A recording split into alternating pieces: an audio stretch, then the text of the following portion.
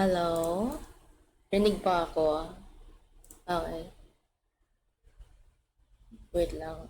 Bakit hindi gumagana ang aking PNG?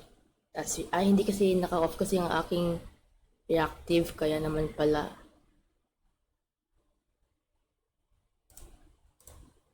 Ba't ganun? Saglit lang. ayun. There you go.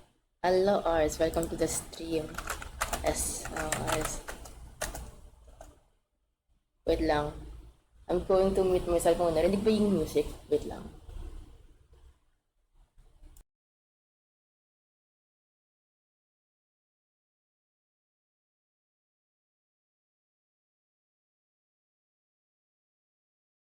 Yeah, rinig naman siya. Thank you for the redeem, Ars. Sige, mag-inom muna ako. I will drink first.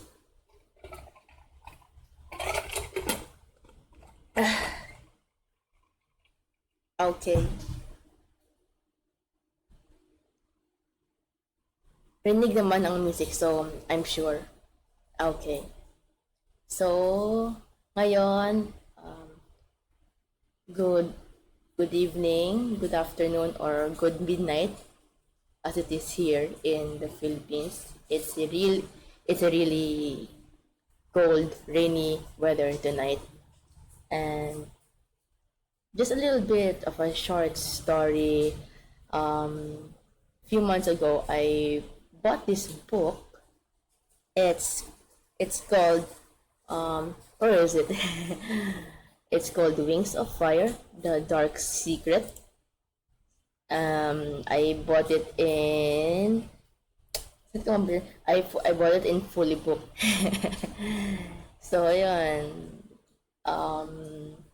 I think it's really cool because I think what's this? I'm kind of like drawn into loving dragons as well. No, I'm not saying I'm not saying I'm a dragon enthusiast or something. I'm more of a dino nerd myself, but um, I also love dragons. So yeah. By the way, chat, just tell me if hindi rinig ang boses ko.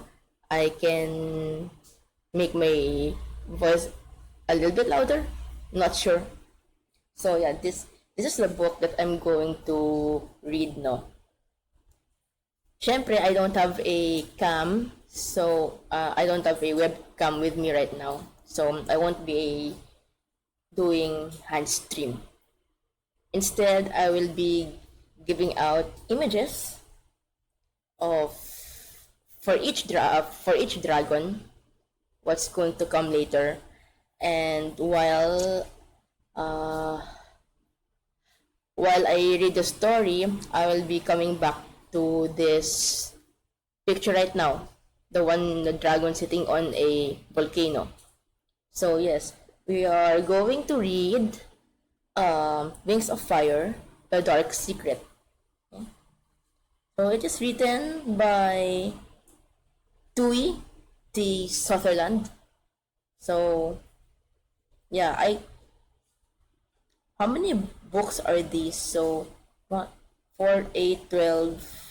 Apparently there are 15 of it.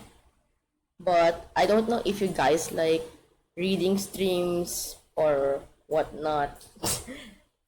It's kind of pricey. I'm not gonna put down the price. You just guess how much it is. It's kind of thick. It's a small book. Small, not that small. It's a medium book. Medium but kind of thick. So, yep. Wait. Oh, okay. So apparently I bought book 4. I just turned the page. So book 1 is the Dragonet Prophecy. Book 2 is The Lost Heir. Book 3 is The Hidden Kingdom. Book 4 is The Dark Secret, which I have right now. And book 5, it says The Brightest Night. So yeah, let's see.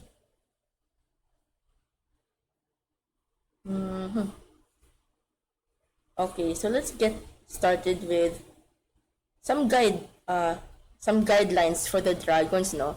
A Nightwing Guide to Dragons of Pyria, spelled with Pyrrhia. So first off, we have the Sandwings. So I'm going to read along what they're going to look like.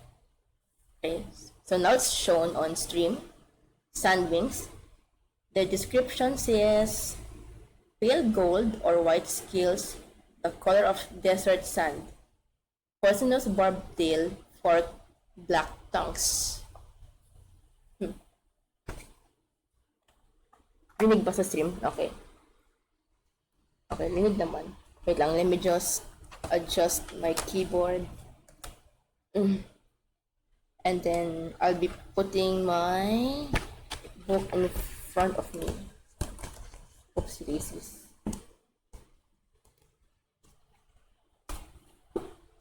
Wait a minute, chat.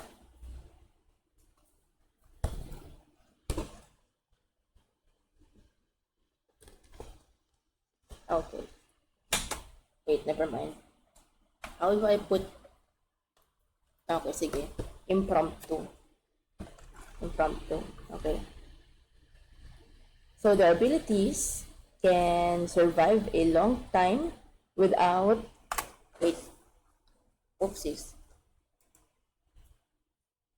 Guys, can you hear my voice? Hello?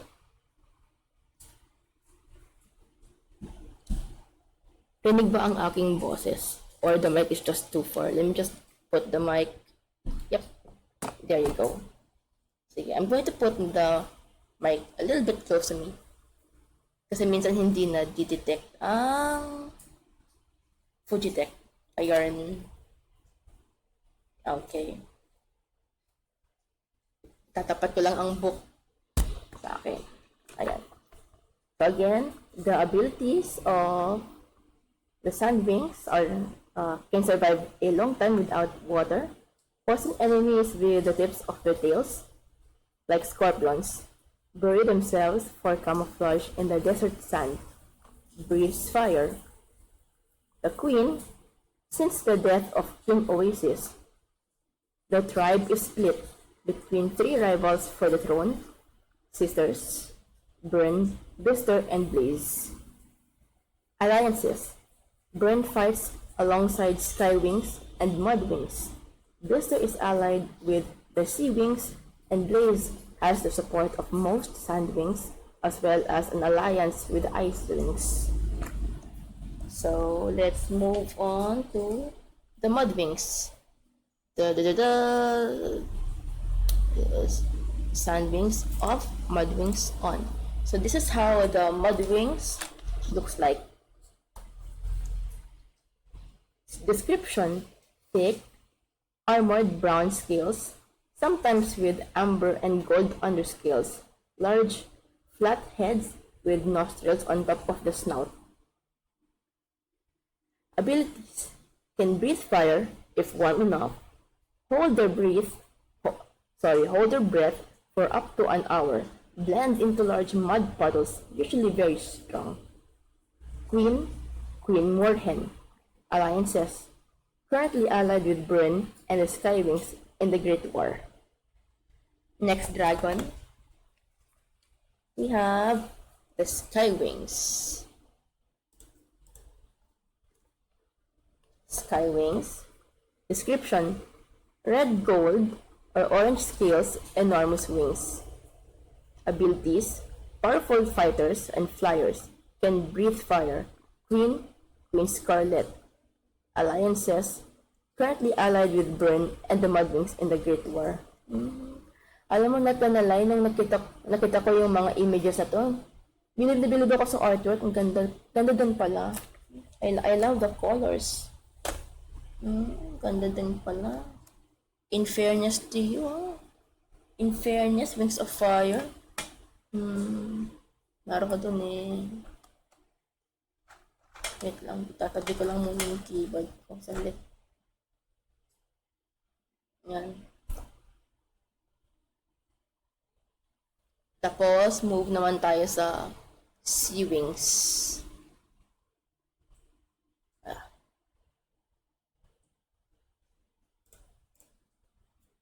Oh, di ba? Ang ganda ng color niya. Believe na believe ako sa mga artwork. Sea wings. Description: blue or green or aquamarine scales. Webs between their claws. Gills on their necks. Glow-in-the-dark stripes on their tails. Slash snouts. Slash underbellies. Abilities: can breathe underwater, see in the dark, create huge waves with one splash of their powerful tails. Excellent swimmers. Oh, naruhodo ne. Naruhodo. Queen Coral. Coral pa talaga ang pangalan, no? Alliances. Currently allied with Blister in the Great War. Next dragon, we have Ice Wings. Oh, di ba? Ang ganda. Ganda talaga ng color niya. Sheesh. Description: silvery scales like the moon, or pale blue like ice. Ridge claws to grip the ice. Forked blue tongues. Tails narrow to a whip thin end. Abilities: can withstand sub-zero temperatures and bright light. Exhale a deadly freezing breath. Queen Glacier. Alliances: currently allied with Blaze and most of the Sandwings in the Great War. Rain Wings. Oh, diba? Sobrang colorful ni Rain Wings. Ganda.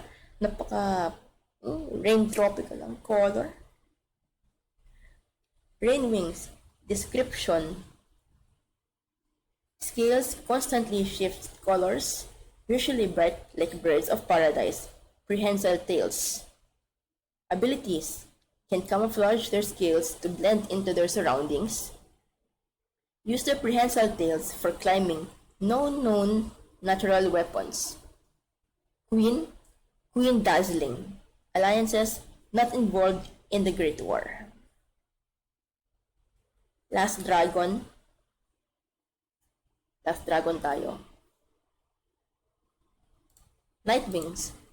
Diba? Sobrang dark, talagang night na color. Maganda naman din ang artwork. Believe na believe talaga ako dito. Ganda-ganda. Description: purplish black scales and scattered silver scales on the underside of their wings. Like a night sky full of stars, forked black tongues. Abilities: can breathe fire, disappear into dark shadows, read minds, foretell the future. Oh, manghuhula pala tong Nightwing na to. Manghuhula, foretell the future din, oh. Galing naman. Hello, Kian. Welcome to the stream. Let me give you a shout out. Welcome. Queen, a closely guarded secret.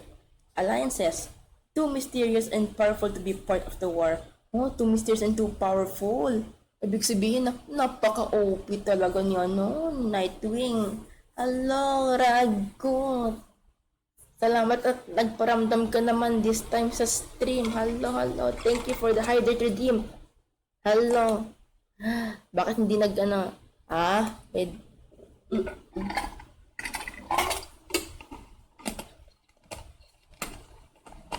Guys, just send kung hindi nyo ako narinig kasi yung PNG ko hindi nag-work.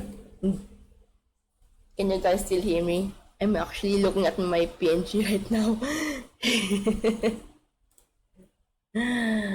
Goodness gracious.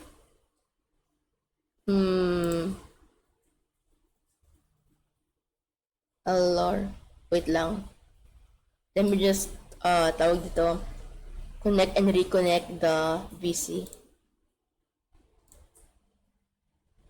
Ayan. Okay na ba?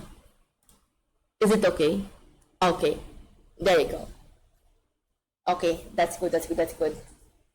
can all hear me? Okay.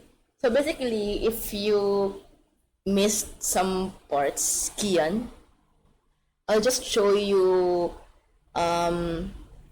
Hello, Shar. Rago, can you give Shar a shout out, please? Thank you. So basically, I bought this book called Wings of Fire: The Dark Secret. It's book 4. I'm going to show you the photo of the book. Where was that? Hello. See, there it is. That's the book cover. Wait, I'll just give you a shout out. Hello, Shar. Welcome to the stream. Okay. So this is the book cover. And then, if you guys missed it, I bought this in a bookstore called Fully Book, located here in the Philippines. So yeah, here's the Sand Wings, which I already read and everything. The Mud Wings, they have a really nice color as well.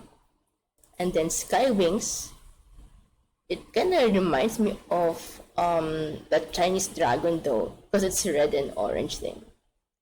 And then we have the Sea Wings. They really have a awesome color scheme. We have Ice Wings, and then we have Rain Wings, very colorful. And then we have the Night Wings. Night Wings too OP. So yeah, there you go. I'm gonna return to the book cover, which you will start reading. So yeah, so I'm gonna start. The Dragonet Prophecy. May prophecy pa? When the war has lasted 20 years, the Dragonets will come. When the land is soaked in blood and tears, the Dragonets will come. Find the sea wing, egg of deepest blue. Wings of night shall come to you. The largest egg and mountain high will give you to you the wings of sky. Oh, is this a poem? It feels like a poem. It feels like my Lit 1 prelims all over again.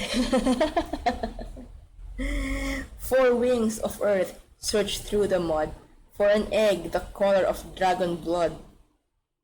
And hidden alone from the rival queens, the sand-wing egg awaits unseen. Of 3 queens who blister and blaze and burn, 2 shall die and 1 shall learn. If she bows to a fate that is stronger and higher, she'll have the power of wings of fire. What? It's rhyming. My goodness. 5 eggs to hatch on brightest night.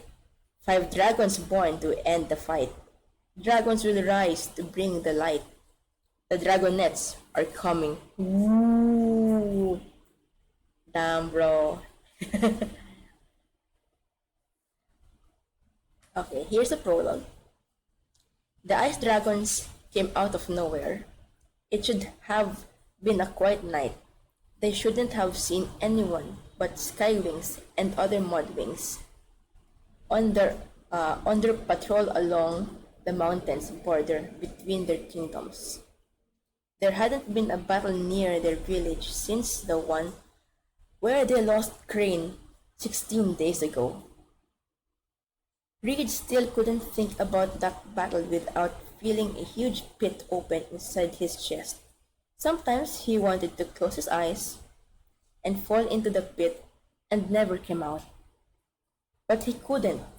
He had 4 other brothers and sisters who depended on him. He was their leader, their big wings, even though he knew now that he wasn't supposed to be. It should have been their brother Clay, whose egg was stolen before they all hatched. "Did you hear that?" Umber whispered, darting up to fly beside him, the smallest dragon in their mudwing troop of siblings. Umber was also the most observant. Reed knew by now that it was always worth listening to him. "What?" Reed whispered back. tilting his head and straining his ears. His wings caught the air currents as they both soared higher, and he studied the dark, jagged shape of the claws of the clouds' mountains. He couldn't see any movement or hear any wing beats. Still, he twisted around to check on his brothers and sisters, calling them closer with a flick of his tail. In a moment, Fison, Sora, and Marsh were flying in a close formation behind him. "I thought I heard hissing," Umber said. "Somewhere close by." Reed glanced down uneasily at the shadow trees that covered the mountain slope below them. Anything could be hiding in there. But the only sound he heard was the Sandwing general up ahead calling at top volume as if Stealth Patrol were only a funny name for what they were doing. "Move it, Mudwings!" bellowed the Sand Dragon.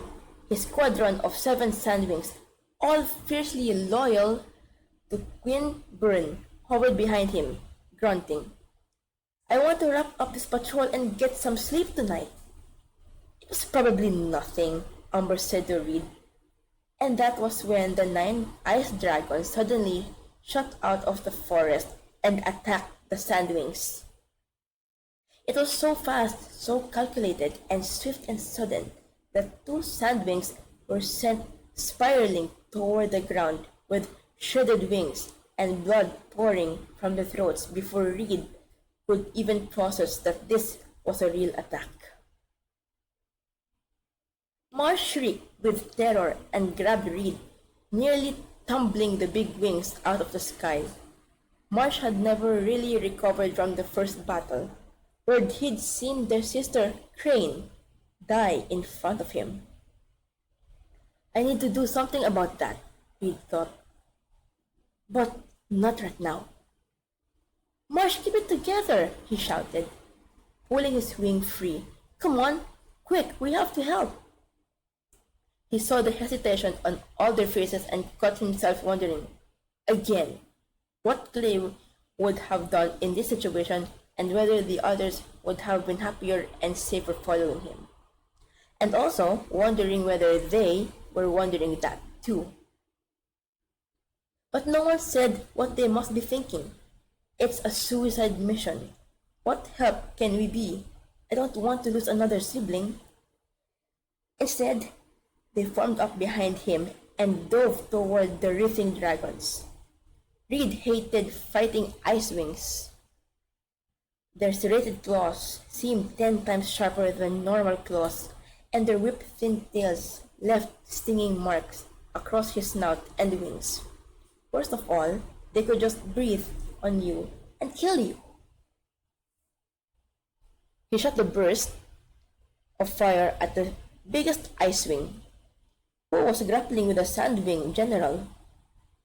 Her teeth snapped shut and she hissed at him, but she was too busy with the Sandwing to come after Reed. He spun in the air, lashing out at silvery white scales as another Icewing attacked his flank. They clutched each other with fierce talons for a moment, the wind buffeting their wings.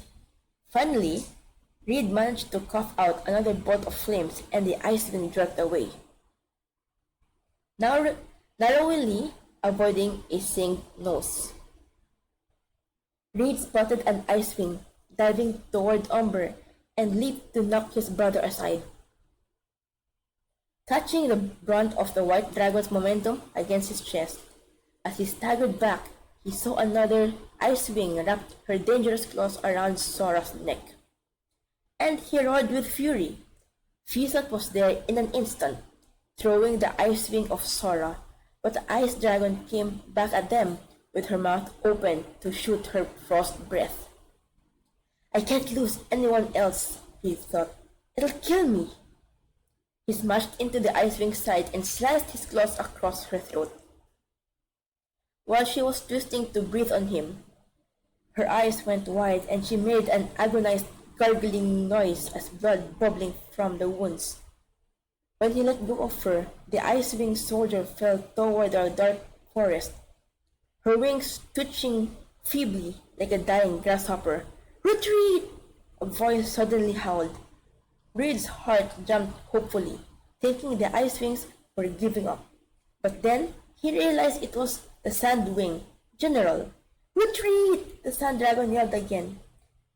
Reed thought they might defeat the Ice Wings if they kept fighting, but it wasn't worth the risk. Every moment was another opportunity for an Ice Wing to kill one of his brothers or sisters. Retreating meant keeping them alive. "Retreat!" he echoed, the general grabbing Umber and pulling him back. "Fall back! Pheasant, you too!" He scanned the struggling shapes in the moonlight and picked up his troop. All still alive for now. His sister sank her teeth into her opponent's forearm, and he released her with a shriek of pain. In a flash, she was at Reed's side, and they soared up into the sky with Marsh, Sora, and Umber right beside them. Reed saw the Sand Wings take off toward the mountains. Most of the Ice Wings shot after them. Only two turned to pursue him and his siblings. "This way!" he cried, diving for the forest. If Ice Wings could hide in there, so could his dragons. He wasn't obligated to follow the Sand Wings. They'd probably make a run for the Sky Palace anyway, and he didn't want to lead the Ice Wings back to his village. Pine branches ripped against his face as he hit trees.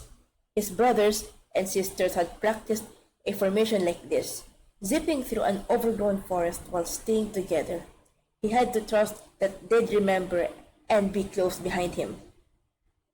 He heard the sound of thrashing wings farther back and risked a glance over his shoulder. Even in the shadows, he recognized the shape of how his brothers and sisters flew. They were all there. It must be the Ice Wings who'd gotten caught in the upper branches. Reed took a chance and landed. The others dropped to the ground with him, and they all immediately flattened themselves with wings outstretched, becoming puddles of shadow on the dark forest floor.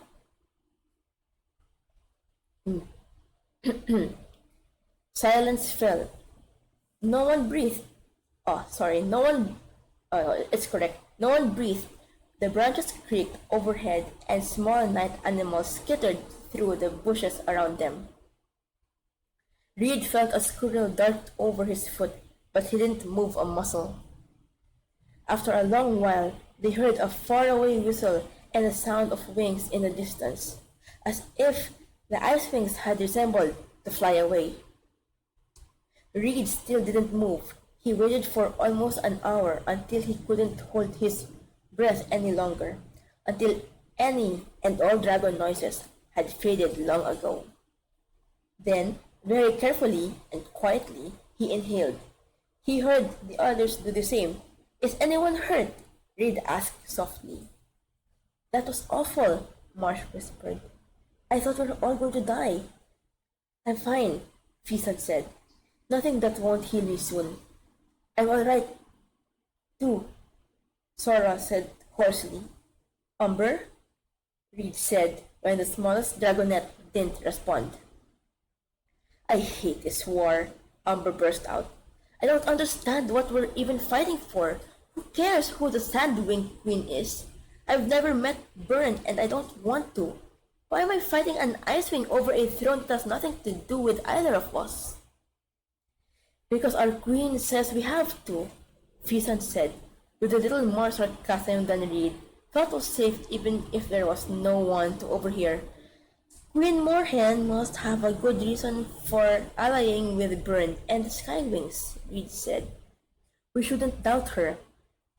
"Besides, the war will be over soon," Sora said unexpectedly.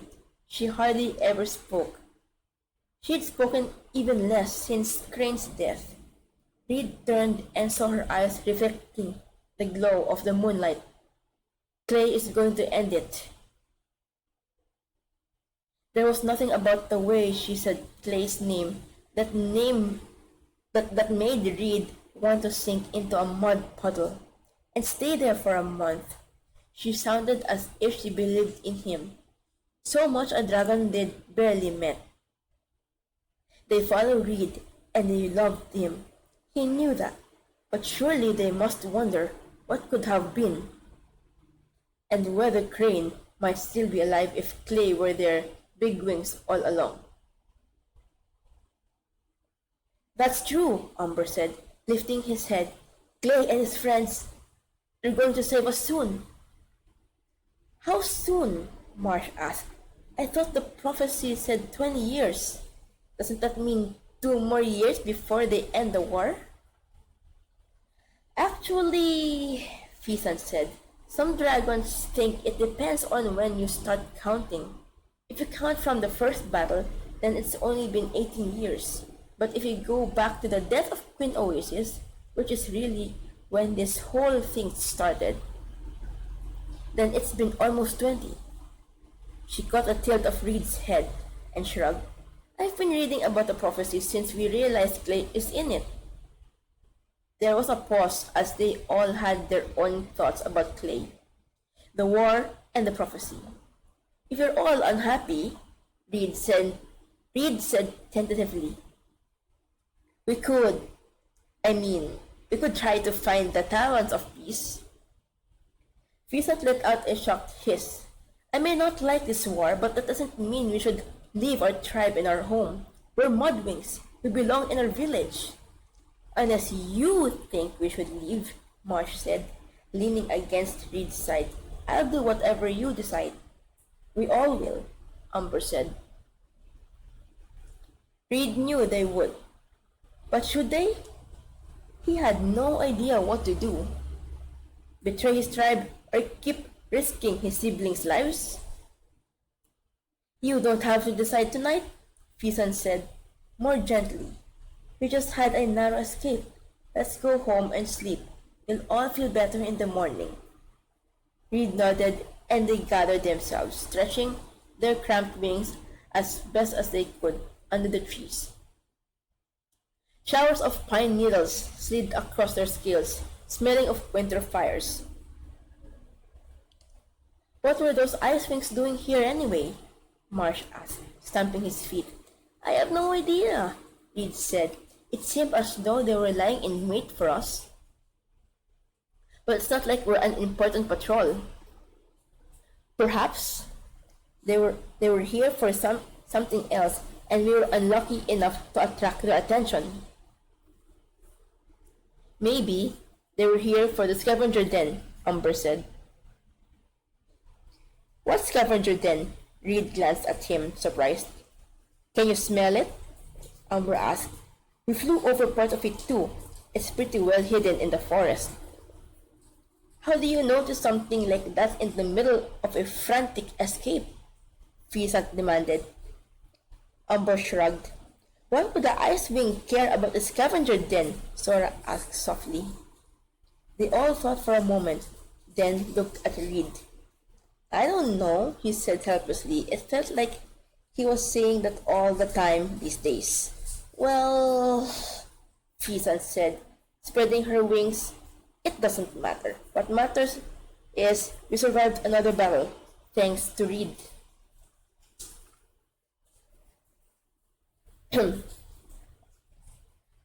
I wonder if they really feel that way, he thought. I certainly don't.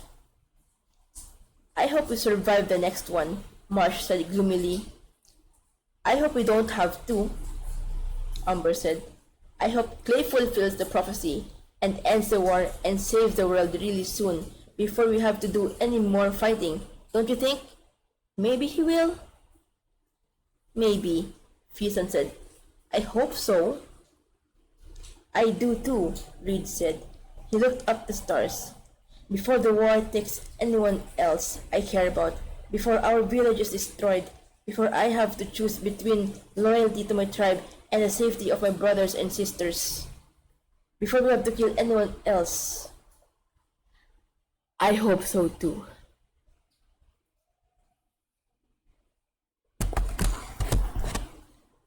Apparently, this is the end of chapter 1, I'm guessing. Ooh, okay. Let me see.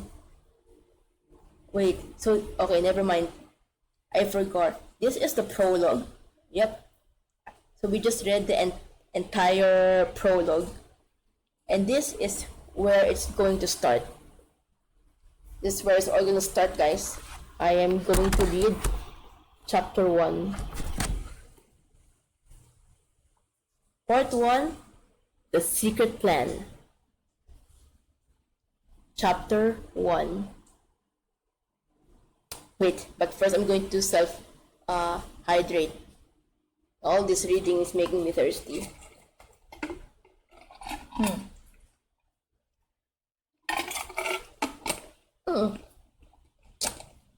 That's good.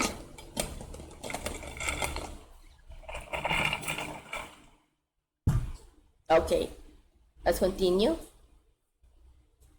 Chapter 1. Where is she? Starflight suspected that he might be dead, except that everything hurt so much. Darkness pressed against his eyes whenever he tried to open them. His nose and throat ached in a fierce, raw way, as if they'd been scraped out with a crocodile tail. Is she alright? He couldn't remember what he'd dreamed and what was real. Perhaps he was still under the mountain. Perhaps his friends had never tried to escape their guardians. Maybe this was one long nightmare that had started with the threat of Morrow Seer's visit.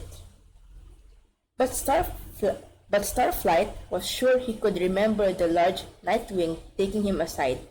There was a lecture about how Nightwings have a reputation to uphold, and Nightwings are natural leaders, and you must make the others respect you, fear you, and follow you, or you'll be the greatest disappointment our tribe has ever produced. Starflight couldn't have conjured that from his own brain. That was all real. He crawled onto his side and felt jagged rocks press into his skills. Was a Skywing Palace real? The Dragonets captured before even lasting sunlight, the prison on the Tower of the Rock, the baking hot arena sands that smelled of blood and terror. Queen Scarlet's delight at capturing him, a real Nightwing, out in the world, and her plans to make him fight, and her excitement about the prospect of watching him die. No, that had to be real, because of Starflight remembered being rescued, quote unquote, by the Nightwings.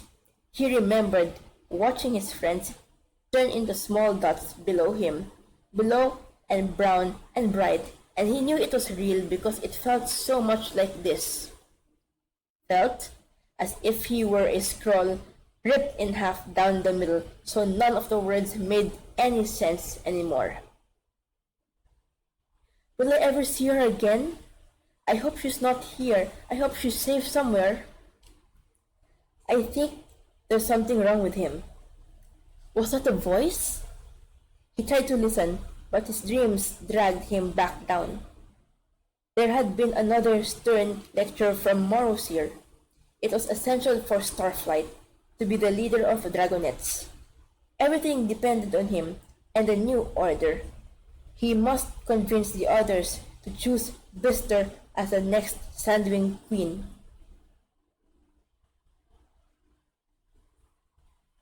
Maybe they killed him by accident. That'll be alright. Maybe I'll get to be in the prophecy instead.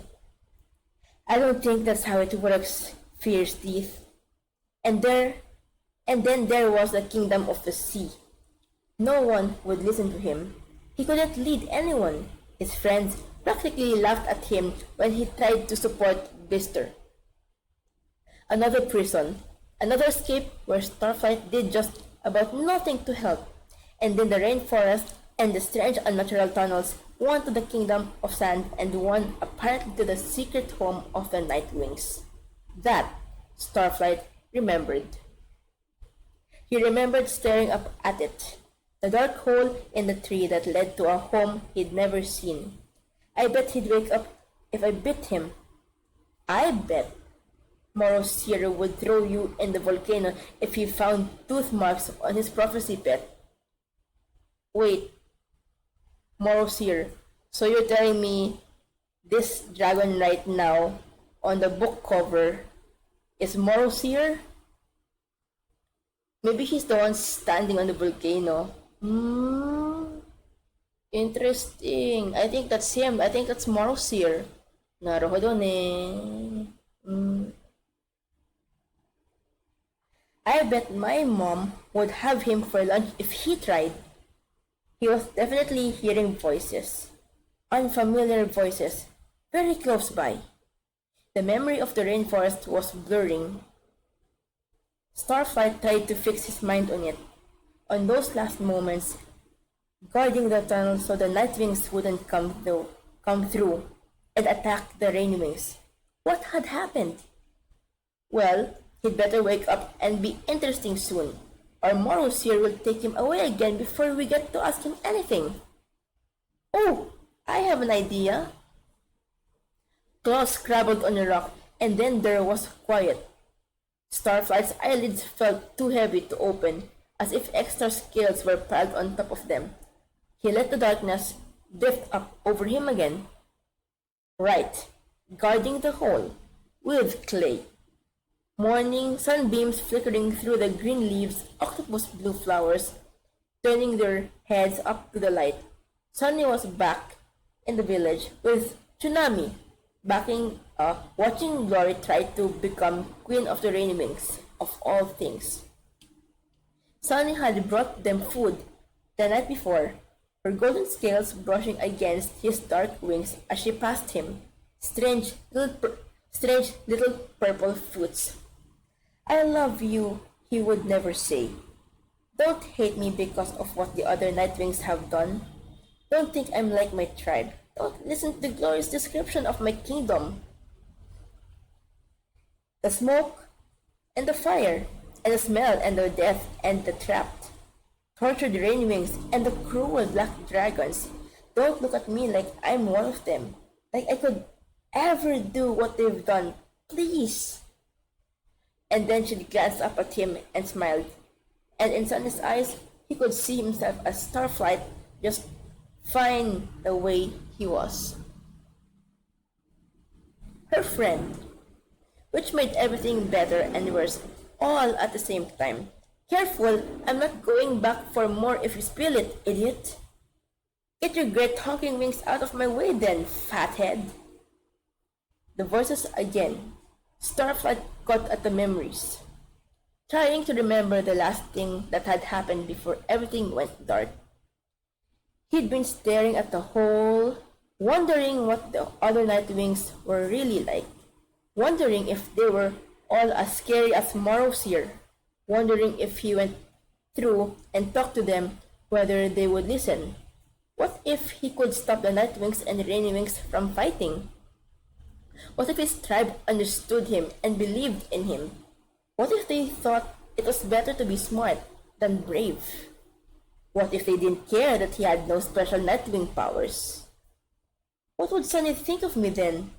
She'd probably think, who are you? And what have you done with Starflight?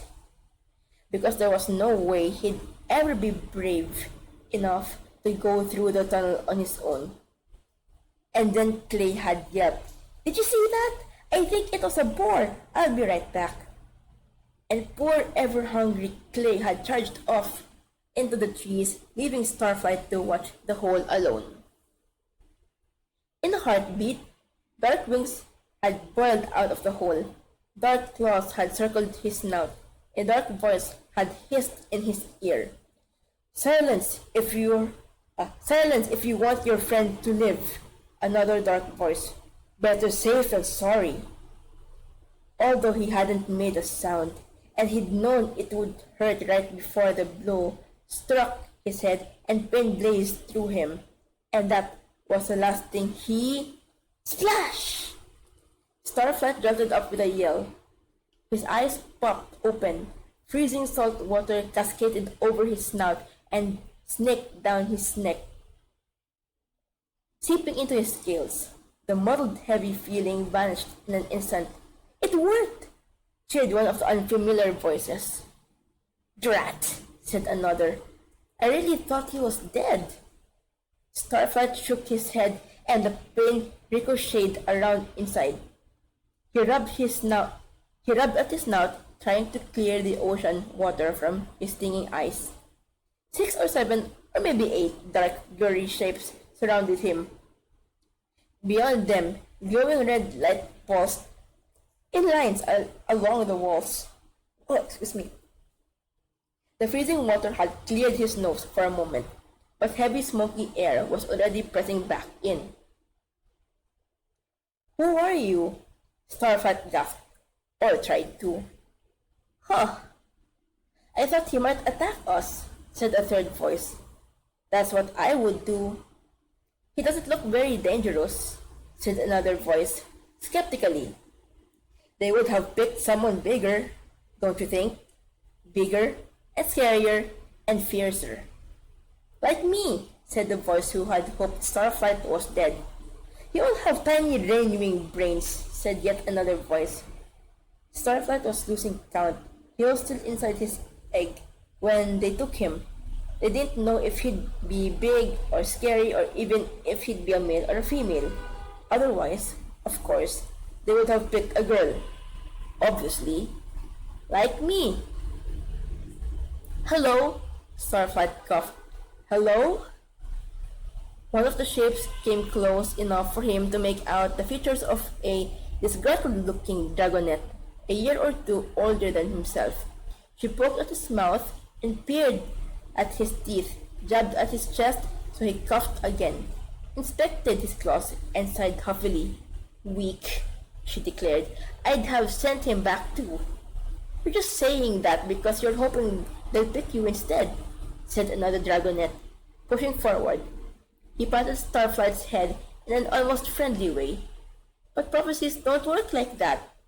"We'll see," she muttered. "That's fierce teeth," said the friendlier dragonette to Starflight. "Don't mind her. Older sisters always think they can do whatever you're doing better than you can. I know I've got one too. I'm Mighty Claws, by the way." "Older sister?" Starflight echoed, blinking at fierce teeth. "Yes, this is a touching family reunion part," she said. "Same mother, different fathers, we assume. How do you feel?" She eyed him from horns to tail. "Ill? Very ill? Dying, perhaps?" "Bah, may dying pa? Ill na nga, very ill, tapos dying pa. Damn boy. What part of brightest night are you having trouble with?" said another dragonette behind fierce teeth. "Haven't you been listening in class? Events have to watch the prophecies." "Hi, strange dragon. I'm mind reader, but don't worry. I promise I'll stay out of your head." The older dragonettes in the room laughed uproariously, as if this was the most hilarious joke in Imperial history. The 3 dragonettes, who looked younger than Starflight, rolled their eyes like they were used to hearing jokes that made no sense from that group. Starflight rubbed his wet scales confused. Now that his sight was clearing, he could see that he was in a long, narrow cave lined with indentations in the rock at regular intervals, all the right size for dragonette beds. He was curled on one of these, not far from a large archway. That seemed to be the only exit from the room. Next to him, on the floor, was a large hollow stone, which was apparently what the dragonettes had used to collect the seawater they just poured all over him. It didn't look like a prison, it looked like a dormitory. Hot coals smoldered in alcoves in the walls, lending a red glow into the room. A skylight at each end of the cave allowed a bit of dim gray light to filter in. There were at least 50 sleeping spots that Starflight could see, but only about 11 of them looked slept in.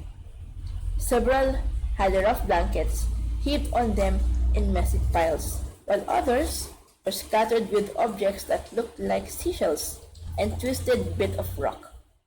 A few of the blanket-covered beds had a scroll lying next to them, which made Starflight's claws itch with longing. But most of the beds were completely bare. Places for dragonets, but no dragonets to fill them. Starflight remembered something Morrowseer had said, offhandedly, shortly after rescuing Starflight from the Skywings. He'd said, "We can't afford to lose any Nightwings, even peculiar little ones." Maybe there is something wrong with my tribe, Starflight thought. Maybe they're losing dragonets somehow, or not having enough of them in the first place. Everything smelled like sulfur and decaying animals.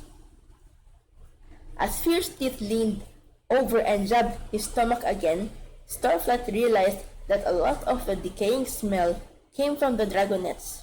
They all had horrendously bad breath.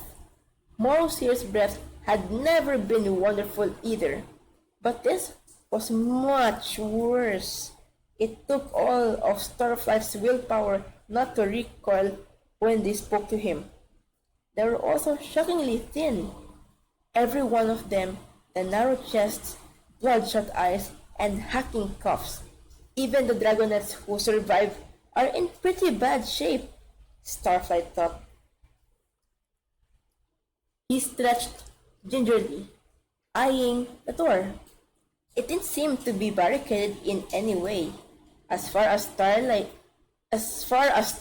could tell, he could walk right into the caves beyond. There's probably a guard, he thought. Or lots of guards. Or maybe something really creepy, like Queen Coral's electric eels. Or a lava river like the one that keeps the rainwings trapped in their prison caves. A shiver of fear ran down his spine. "Why am I here?" he blurted. The little crowd of dragonets exchanged glances. "Because you failed," Fierce Teeth offered. "I assume." "We don't know that," Mighty Claws interjected.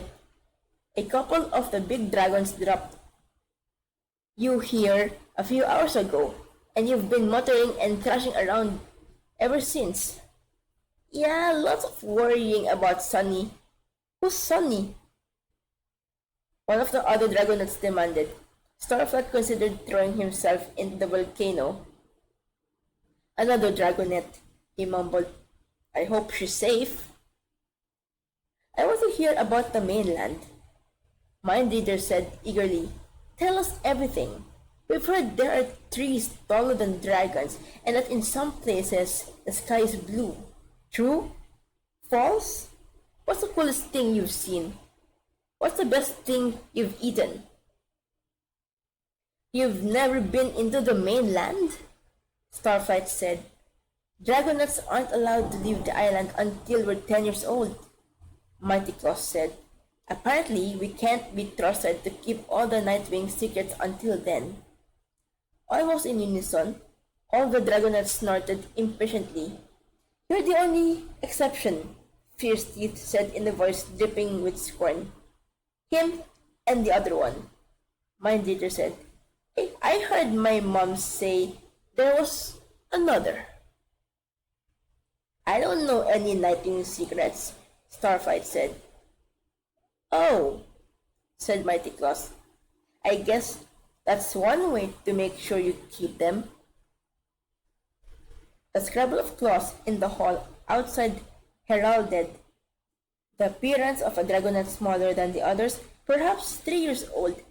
She raced into the room and gasped, "He's coming!" Immediately, the dragonets scattered to their sleeping spots. Half of them dove into their blankets and pretended to be asleep. A few of them grabbed their scrolls and looked studious. Others fussed busily with the objects around their beds. Fierce Teeth sat down on her bed. Babae pala si Fierce Teeth. Nga nga naman. Fierce Teeth sat down on her bed, folded her wings, and glared at the doorway. Starflight wished he was unconscious again as he heard heavy footsteps tramping toward the room. He glanced up at the skylight, wondering if he could fit through it, but knowing perfectly well he was too terrified to try. With a scraping, hissing sound, Morrow's ears slithered into the room. He frowned at Fierce Teeth, then looked coldly down his long nose at Starflight. Up! He snarled. The Queen of the Nightwings wants to see you. Oh, we're so fast in reading. We're already in chapter 2. My goodness gracious. This is nice. Let me just hydrate. Oh, sorry. I accidentally hit my keyboard. My bad.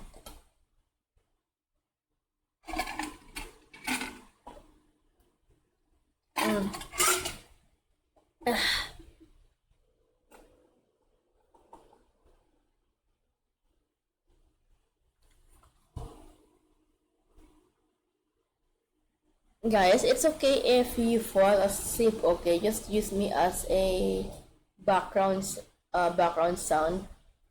If you guys fell asleep while I'm reading you a story, that's perfectly fine. This is actually the real intention for me to stream. This is my real intention for me to stream a story. It's for you guys to fall asleep. So, yeah. On to chapter 2. Starflight's experience with Dragon Queens thus far had not been exactly wonderful. Me? He stammered. Now? You mean right now? Shouldn't I mean, I'm not really prepared to, or I don't really look to see a queen. I mean, maybe? Stop glittering and follow me. Morrow's swept out of the cave with a growl. Go, go, go! Mighty Claws hissed, flapping his wings as Starflight hesitated. Starflight's claws caught on small holes in the rocky floor as he stumbled as he chased after the giant Nightwing. Volcanic rock, he thought, peering at the walls around him. I wonder when it last erupted. From the rumbling under his talons and the heat rising through the door, it didn't seem like the most dormant volcano. Morrow's led the way up a winding tunnel without looking back. My friends, Starflight started to say. Sonny and the others, are they? The large black dragon didn't turn around.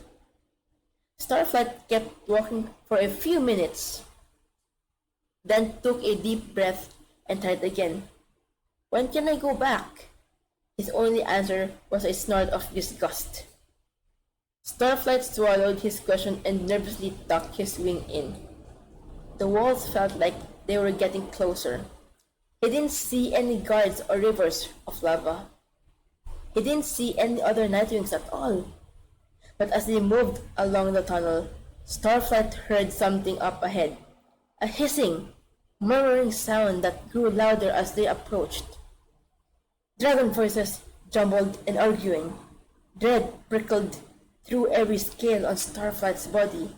If he hadn't been more terrified of what Morrow's would do to him, he would have turned and bolted back down the tunnel. Finally, Morrow's and Starlight stepped through an archway into a cave full of dragons. The walls were packed with dragon wings, with Nightwings hanging from crags and rocks and the ceiling like bats.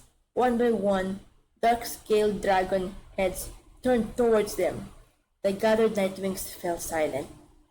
A last voice cried, "We should attack! Now! We should have attacked yesterday." before cutting off abruptly as the speaker noticed Starflight. Starflight wondered again as if he was dreaming, because this was the biggest nightmare come to life. A room full of angry nightwings, all of them glaring at him. "Watch it!"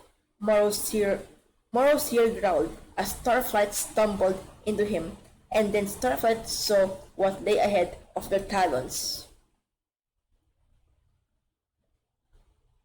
A few steps into the cave, the rocky path abruptly fell away on either side, leaving only a thin strip of stone to stand on. Below him was a bubbling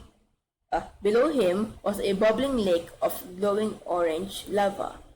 He could feel the heat crackling along his scales. Morrowseer stepped back to the safety of the doorway and prodded Starflight forward. So the dragonet was left alone on a spur of rock surrounded by lava. Lava and nightwings. And they're all reading my mind, he thought with another jolt of terror. They can see all my thoughts. They know I'm terrified and weak and useless, and that I don't think Blister should be the next Sandwing Queen, and that I think this is a horrible place to live. And stop thinking about all the things I don't want them to see in my head. With a massive effort, Starflight focused on the details of the room around him. Think about what you see. Don't think about anything else. First, there weren't actually hundreds of dragons staring at him. He had a quick estimate hiding his other thoughts inside mountains of numbers. Maybe 40? About 40 black dragons filled the cave, most of them as large as Morrowseer, which meant they must be quite old. They were all as thin as the dragonets in the dormitory, and many of them had worn patches on their scales, sores on their snouts and wings, and traces of blood around their nostrils. These dragons looked like the tribal opposite of the colorful, healthy, well-fed rainwings. There was a clear spot on the cave walls right across from him. It looked like a circle had been carved into the rock, as wide across as Starflight's wingspan, and then jabbed full of small holes, none of them bigger than a dragon's eye. The other dragons kept glancing at this circle as if waiting for it to do something. On a ledge beside the circle perched a dragon with a sear rippling down her chest. Her wings drooped in an odd way, as if they were weighted down with rocks, and she wore a cluster of diamonds around her neck. Another chain of smaller teardrop diamonds was wound around the horns on her head. But that can't be the queen, Starflight thought. She didn't have authority in her bones. She didn't radiate power all the way through her wingtips like the other queens he'd met. It took him only a moment of puzzling this out before he realized that there must be a dragon behind the screen, staring through those holes at him. A chill sliced through his scales. Nobody could see her, but her presence filled the cave like heavy smoke. The Queen of the Nightwings!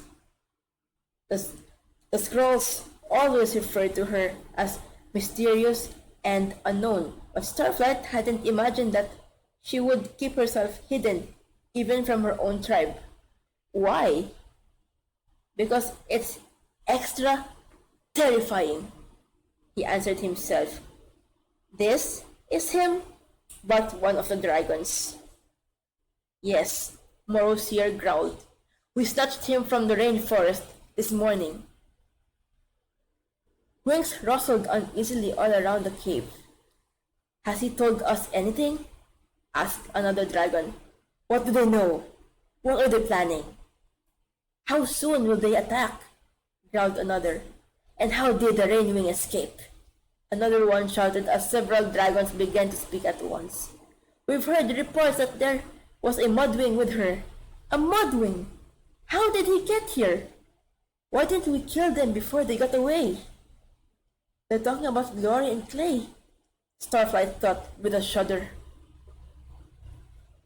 That's the rainwing I warned you about, Morosier snarled. The Talons of Peace got to replace the Skywing they lost. He spat in the lava. This is exactly why I told them to kill her. A rainwing, of all things, said the dragon with diamonds. What an unfortunate mistake. We had her, said a dragon with twisted horns. Here, in our talons, and nobody killed her? Who knows what she saw? Cried another dragon. If she warns the rain wings what we're planning? She can't possibly know that, Morosier said. She knows about the tunnel between our kingdoms, challenged a dragon from the far wall, and that little one escaped with her. She'll have told her everything she saw in the fortress. What if they figure it out? A clamor of voices filled the cave. Figure what out? Starlight looked down at his talons and wished they weren't shaking so much.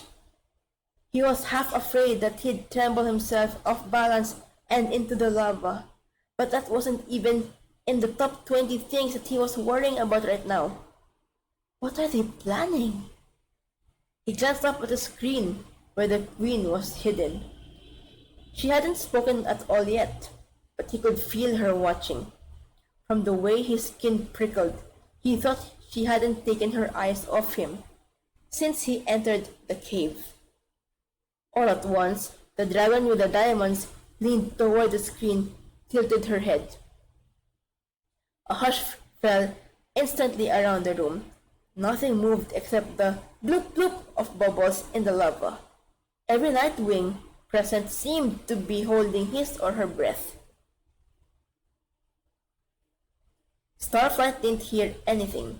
No queen's voice issuing regally from her hiding spot, but a diamond dragon nodded and straightened up again. Queen Battle Winner says to shut up and ask him. To his horror, she pointed at Starflight. That's why he's here. Make him tell us what they know and what they're going to do next. The listening dragons all swiveled their heads towards him. Falling into the lava suddenly sounded like a pretty great option. Starflight stammered several times. Speak, or I kill you right now, Morosier growled behind him. Starflight pressed his front talons together and took a deep breath. Her name is Glory, he blurted. The dragons all hissed. This was not something they cared about. She said you have Rainwing prisoners. Please tell me she's wrong. Tell me it's all a mistake. But no one corrected him. Should he tell them Gore's plan? That she was trying to become Queen of the Rainwings so she could build an army to come rescue the lost dragons? That they shouldn't underestimate her? Would he be betraying his friends if he said all that to Nightwings? Or would he be betraying his tribe if he didn't? The close, smoky air of the cave pressed down around Starflight. What if I can't fix everything? This is the chance you wanted. You asked Glory to let you talk to the Nightwings. You wanted to give them a chance to explain themselves. You wanted to find a peaceful solution so you wouldn't have to pick sides in a war. But now that he was here, facing their dark eyes, he couldn't find any of the brilliant words he meant to use. Suddenly, one of the nearest dragons snapped. Just tell us if they're planning an attack.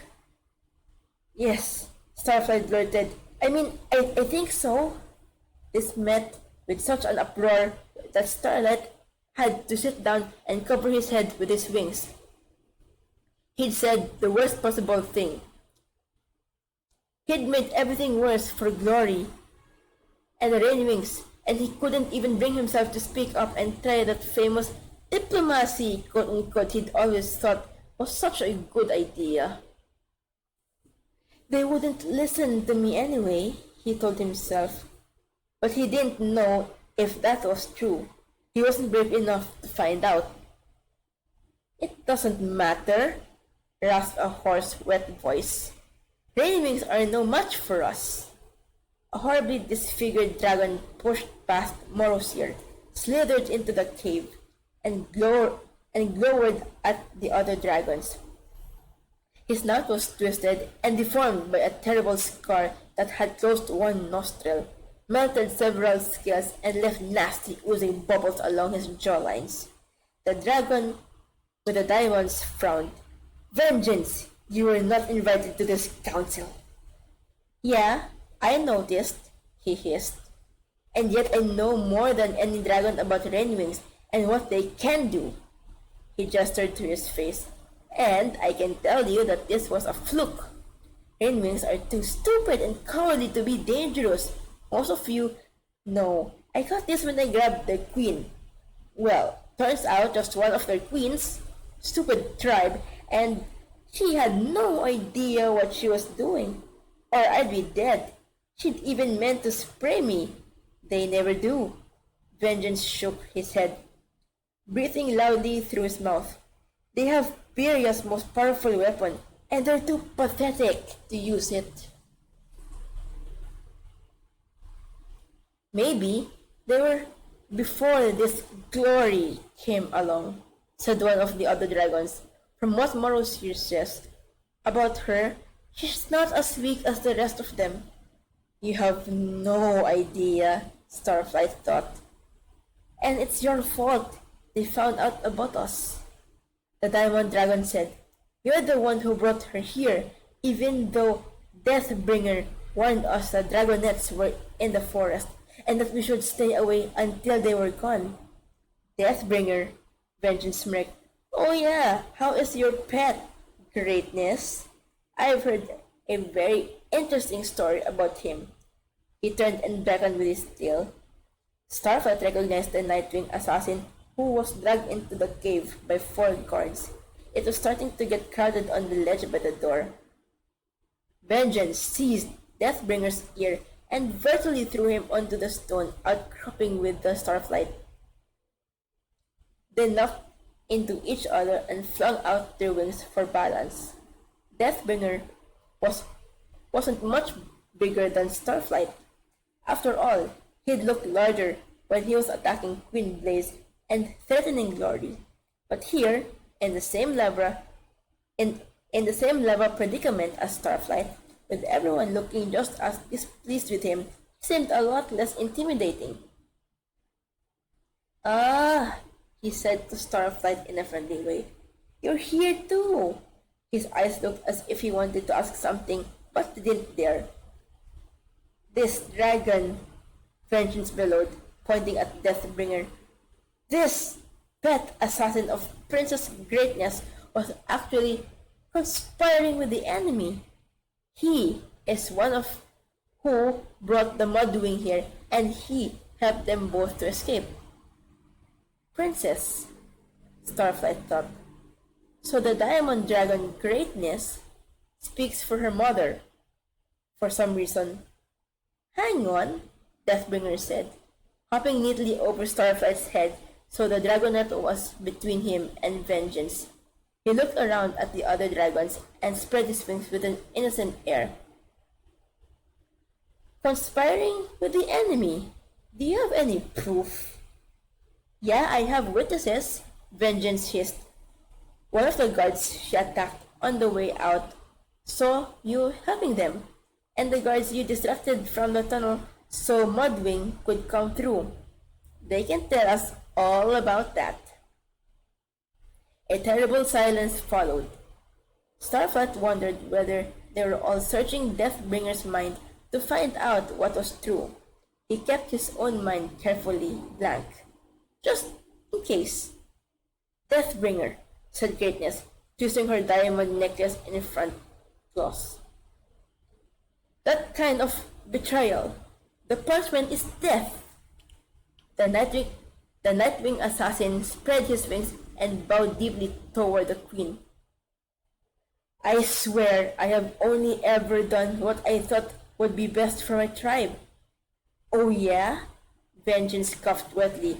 Are all the why are all the Dragonets still alive then?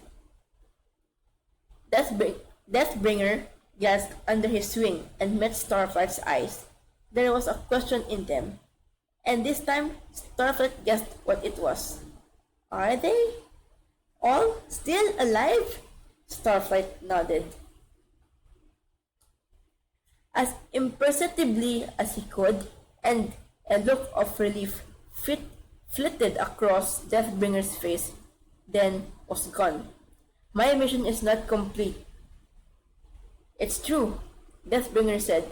I need to return to the rainforest and betray us some more, Vengeance suggested. I bet you do.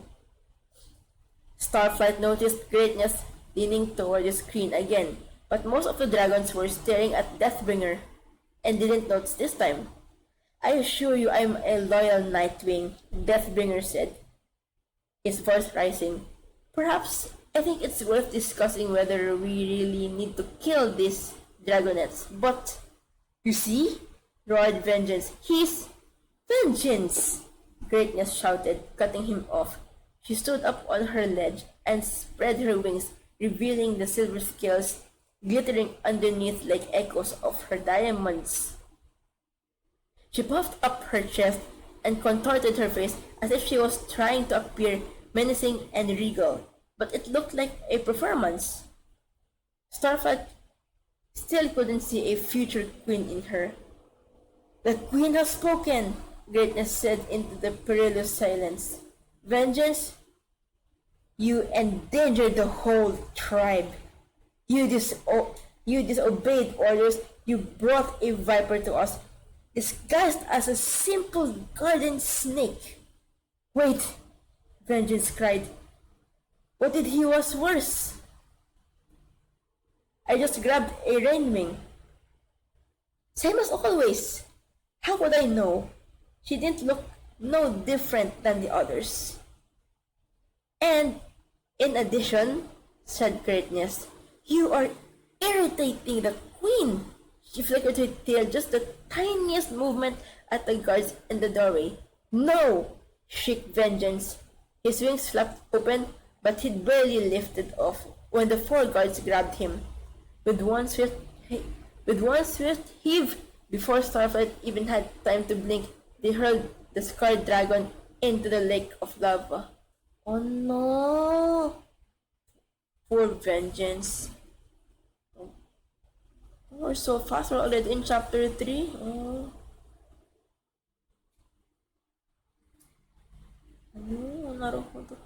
Yo, we're so hecking fast, guys. We're already in chapter 3, the Hidden Kingdom. Oh wait, so these are the chapters. But really, a while ago, there were like 15 books. So we're actually reading 5 chapters of book. Oh no. Wait. No, I'm actually wrong. Yeah, how many chapters are these? But this is really long though. I don't want to cut this short. I really want to read some more. Let's keep going. But before that, I'm going to self-hydrate again.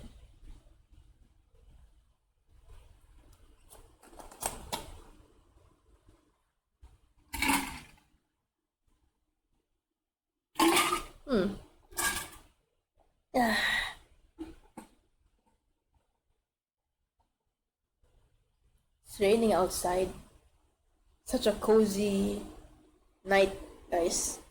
Me reading you a bedtime story while it's raining outside, and we have a chill music in the background.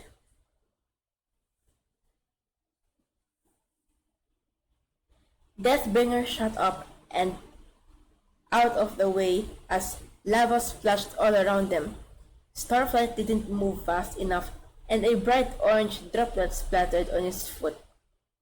Burning pain fled through him, and he thought he might faint.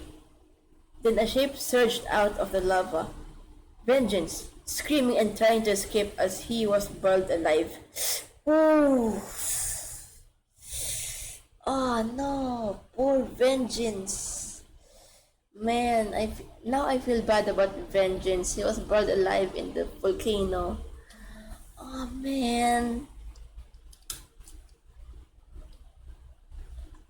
I couldn't even tell if Vengeance was a good dragon or a bad dragon. Man, I feel bad, guy. I feel bad for the dude.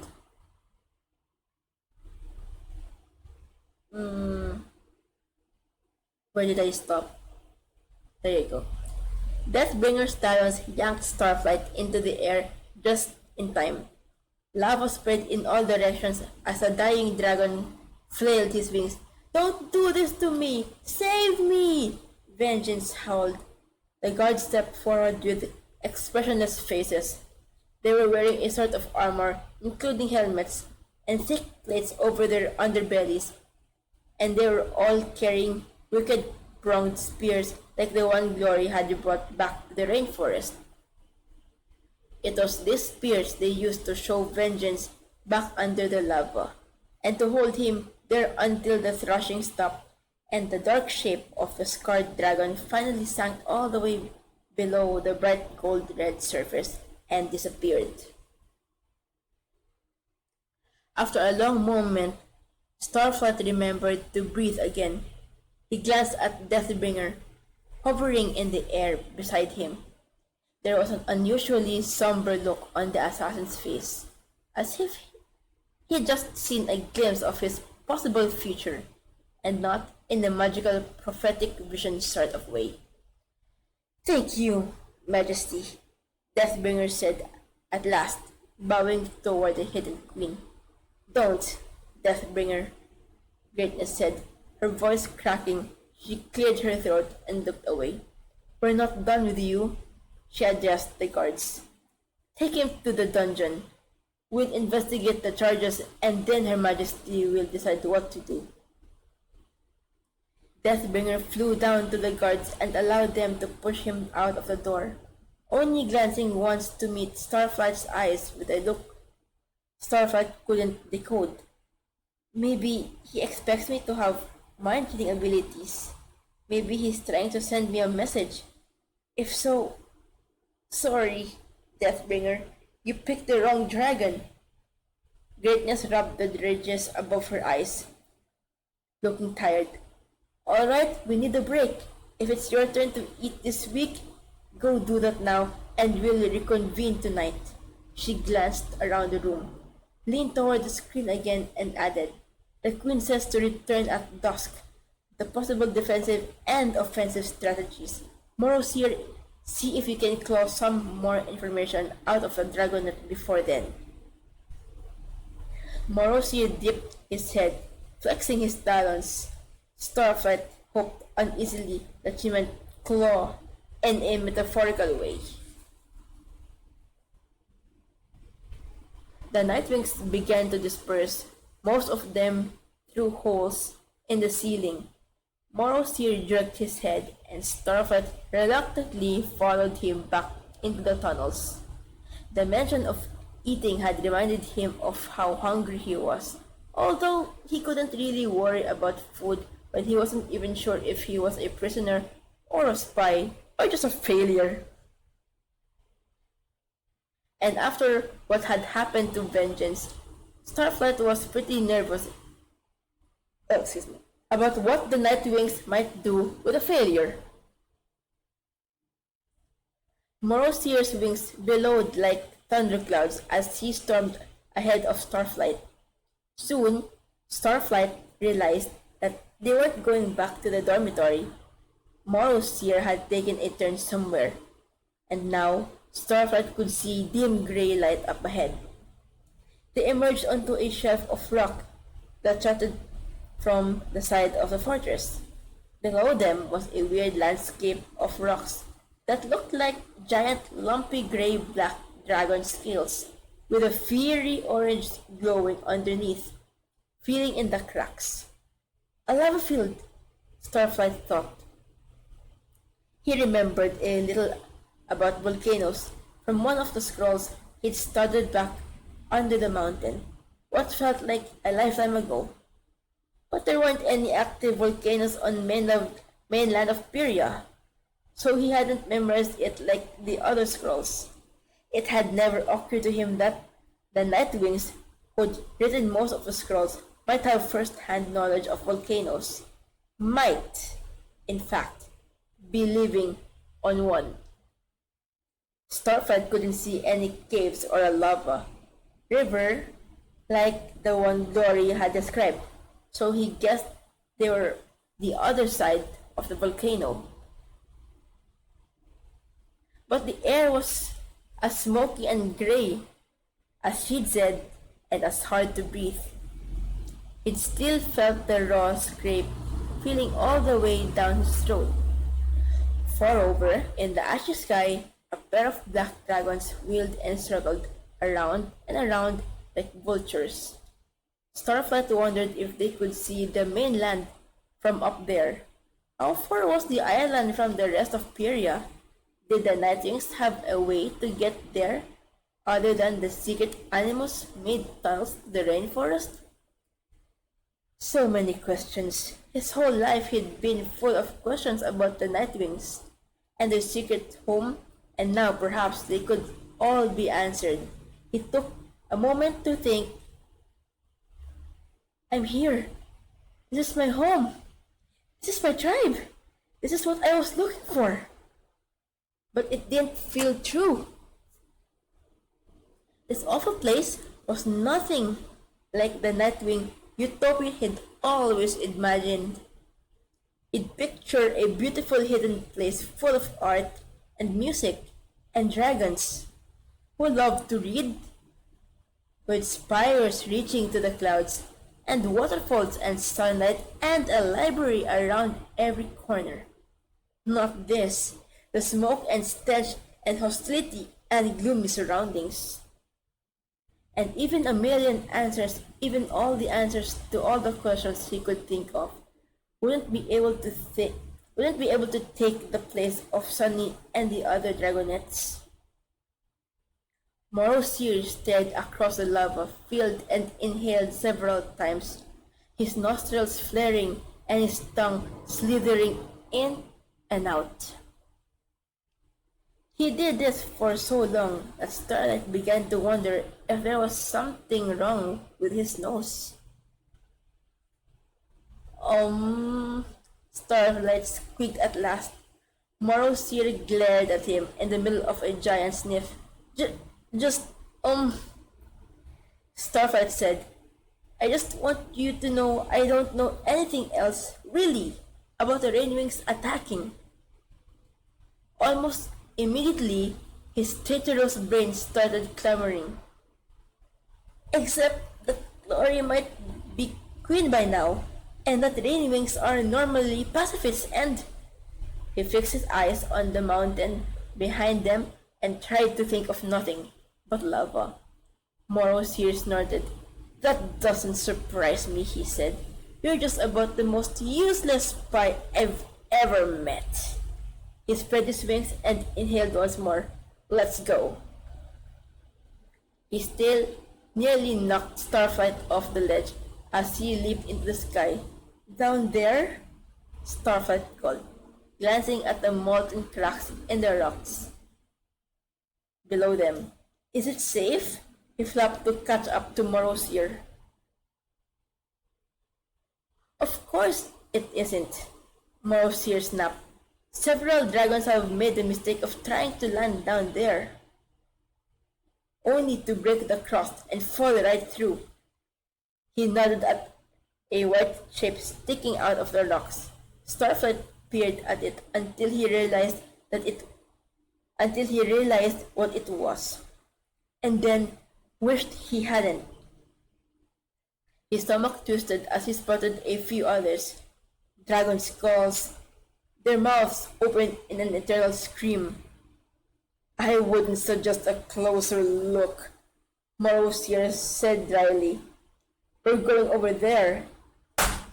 He nodded to the far side of the lava rocks, where Starflight, now saw a tangle of grey, ash-covered trees. So, Starflight cleared his throat. When Greatness said, if it's your turn to eat this week, what did that mean? Morosier hissed. There's a rotating schedule. All Nightwings are allowed to hunt or gather for about 5 days out of every month. Naturally, I am exempt. Naturally? Starflight echoed, although he hadn't meant for it to sound so much like a question. Only 5 days a month? No wonder they're all so thin. They must be running out of food on this island. The older dragon frowned down at him. My role in the tribe's future makes me indispensable. Oh, Starflight said, not daring to ask any more questions. As they got closer to the trees, it turned out to be a bigger forest than Starlight had expected, covering about a quarter of the island, from the edge of the lava to the ocean. I see, he said with relief. I wondered where you hunted. Surely there couldn't be much prey on an active volcano. Here, when we have to, Morose here spat. For instance, when we can't get to the rainforest or the kingdom of sand. His forked black tongue hissed in and out. Oh, that must be another reason they're so angry right now. They've been using the rainforest to find extra prey, he thought. Like that sloth Glory Clay and I found by the river. He'd had trouble getting the stench of that dying sloth out of his nose. For a moment, Starflight thought that the memory of it had brought the smell back, until he realized a similar smell of decay was coming from the forest below him.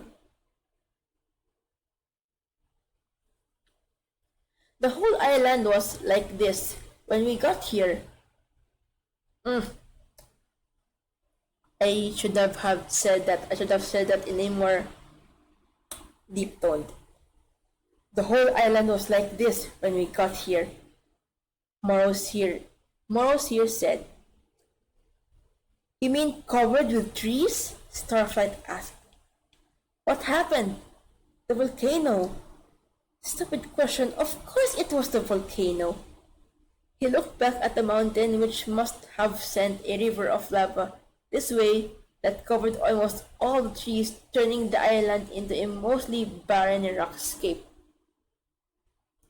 Morosier didn't answer him.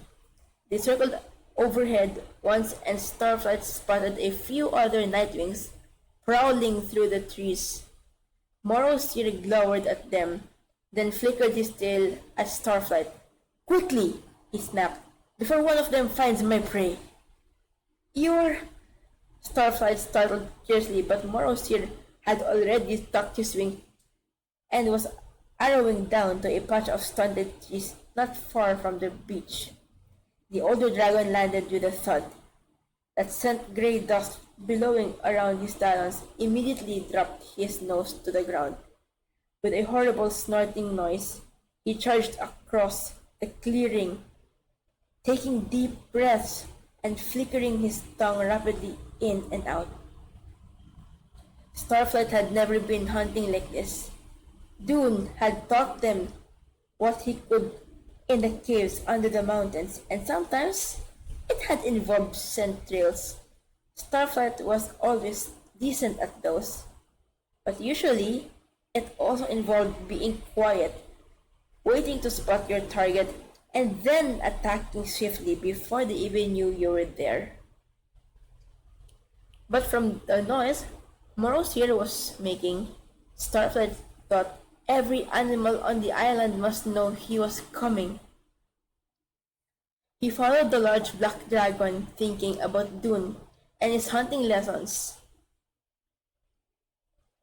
The Sandwing guardian hadn't been particularly kind to the dragonets, although he'd never been as cruel as Kestrel. But he'd always noticed how hard Starflight studied, and sometimes He gave him special tutorials on scrolls that Starflight found confusing. Their other guardian webs had often made an effort to bring back more scrolls for Starflight. On his trip outside, they'd both been more cautious with him than the other dragonets. Perhaps worry that his Nightwing mind reading or prophecy skills might suddenly manifest. Something I'm still waiting for, he thought, hunching his wings. Morosier made a guttural, triumphant noise and swiped a leafless bush out of his way. Underneath it was something half dead. More than half dead? Starflight thought. Almost all the way dead. It looked like a pile of gray and white feathers as big as a dragon's head. When the giant Nightwings hooked one claw in it to drag it out, it let out an awful, pathetic squawk. What is it? Starflight asked, trying to remember a bird like this from his scrolls. His curiosity made him forget about being too afraid to talk. It's bigger than any seagull I've seen. A giant albatross, Morosier said, flipping it over. I was sure it would be dead by now.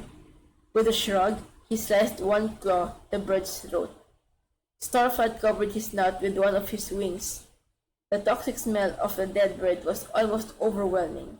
He wanted to run to the ocean and bury his head in the salt water to make it go away. As Morosier prodded it a few more times, Starflight spotted a bite on the bird's neck, like the one on the dead sloth in the rainforest. It looked infected and disgusting, crawling with insects. I'm sorry, I had to. Sorry. Are you sure that's safe to eat? He asked.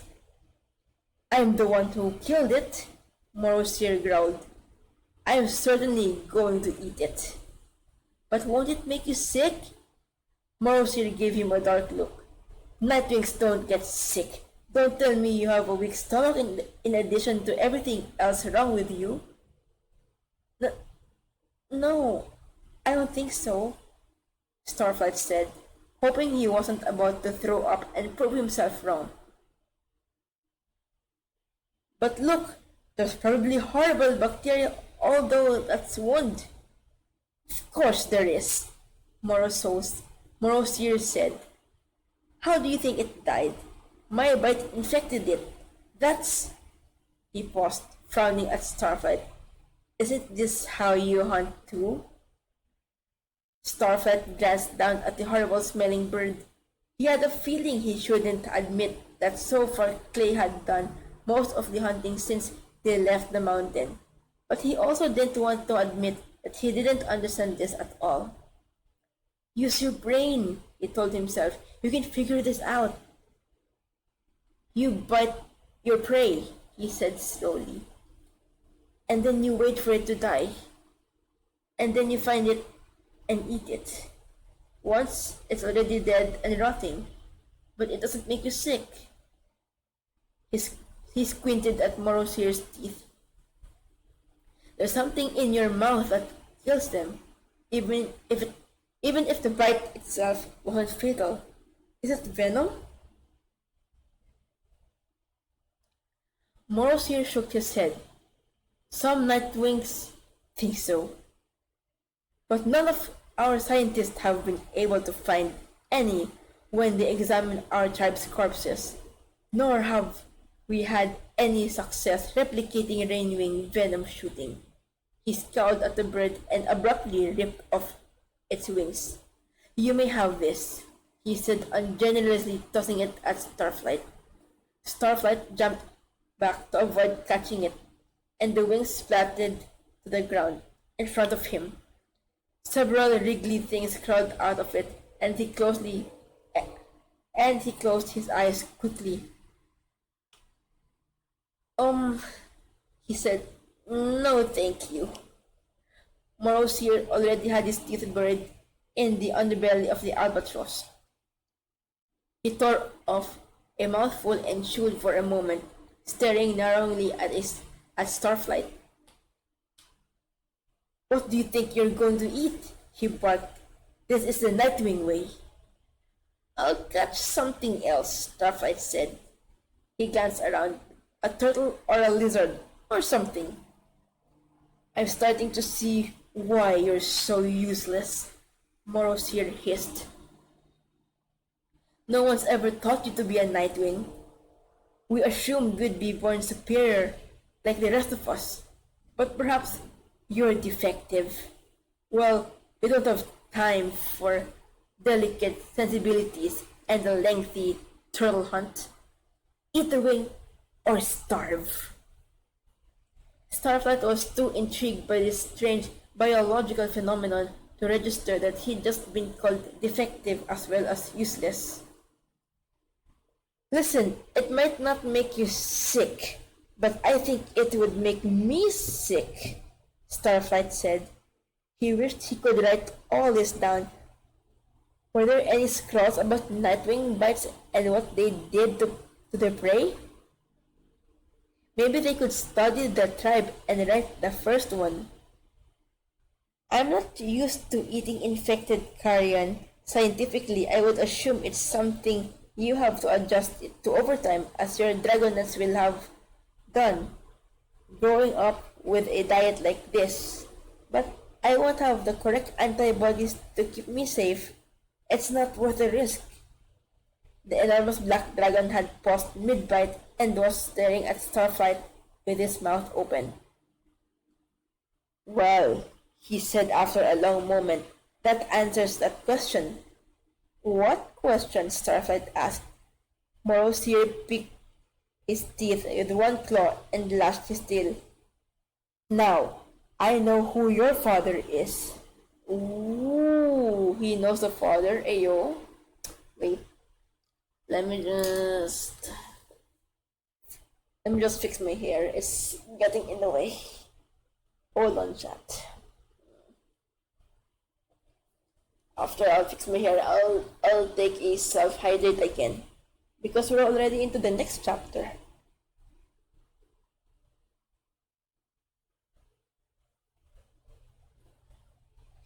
Ow.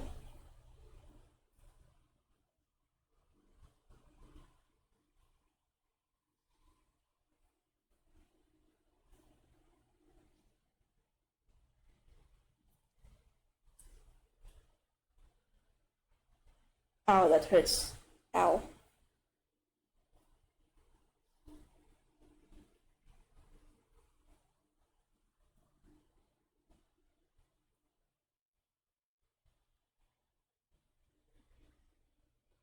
Ow.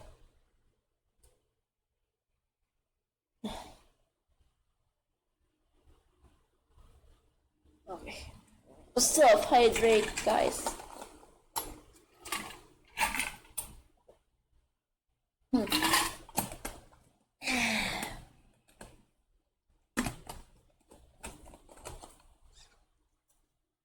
I think, let me see. I can read like 2 more chapters for you guys before I end the stream. How about that? Because I don't want to finish the entire book in one stream. Is that okay with you guys? I can read like 2 more chapters for you all. My bet is you guys have already fallen asleep. Yes, that is the essence for this stream for tonight / morning. So yeah, let's read 2 more chapters, which is 4 and 5, and then we'll stop from there. 4, 5, and then we stop, and then we'll continue this in another session. Where's chapter 5? There you go. Okay. The wind of the ocean seized the trees' branches and rattled them fiercely. Starflight dug his talons into the ground. It wasn't that he'd forgotten to wonder who his parents were. It was more that he was terrified to hear the answer. A father like Morosir or vengeance, or a mother like greatness or fierce teeth. Perhaps it would be better never to find out, rather than five rather than have his dreams meet the inevitably awful reality. But suddenly, the idea that a real dragon somewhere on this island was connected to him and might care about him was almost too much to bear. It's what Sonny and I always talk about, finding our parents. My father, he whispered. Didn't you know who he was before? There were a few possibilities, Morosir said grimly. But only one other dragon I know talks like you. He talks like me.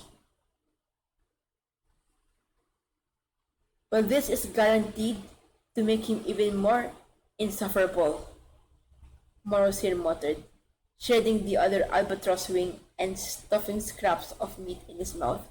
He's been claiming it was his egg for the last 6 years. Can I meet him? Starflight asked. Oh, there's no getting out of that. Morosir's tail twitched. I'm surprised he didn't track you down the moment you were dragged in. Must be in the middle of another big experiment. Nose in his scrolls probably hasn't even noticed that we're about to go to war. He wants to meet me. He'll be looking for me. What about my mother? Starflight asked. Could I meet her? No, Morosir said, plucking a feather off his tongue. Dead. Died a few years ago. Oh. Starflight didn't understand the wave of sadness that seemed to punch him in the chest. He hadn't known her. She'd agreed to give up her egg for the prophecy, so she couldn't have been very attached to him. She was probably as bad as Coral or Clay's mother. Still, how did she die?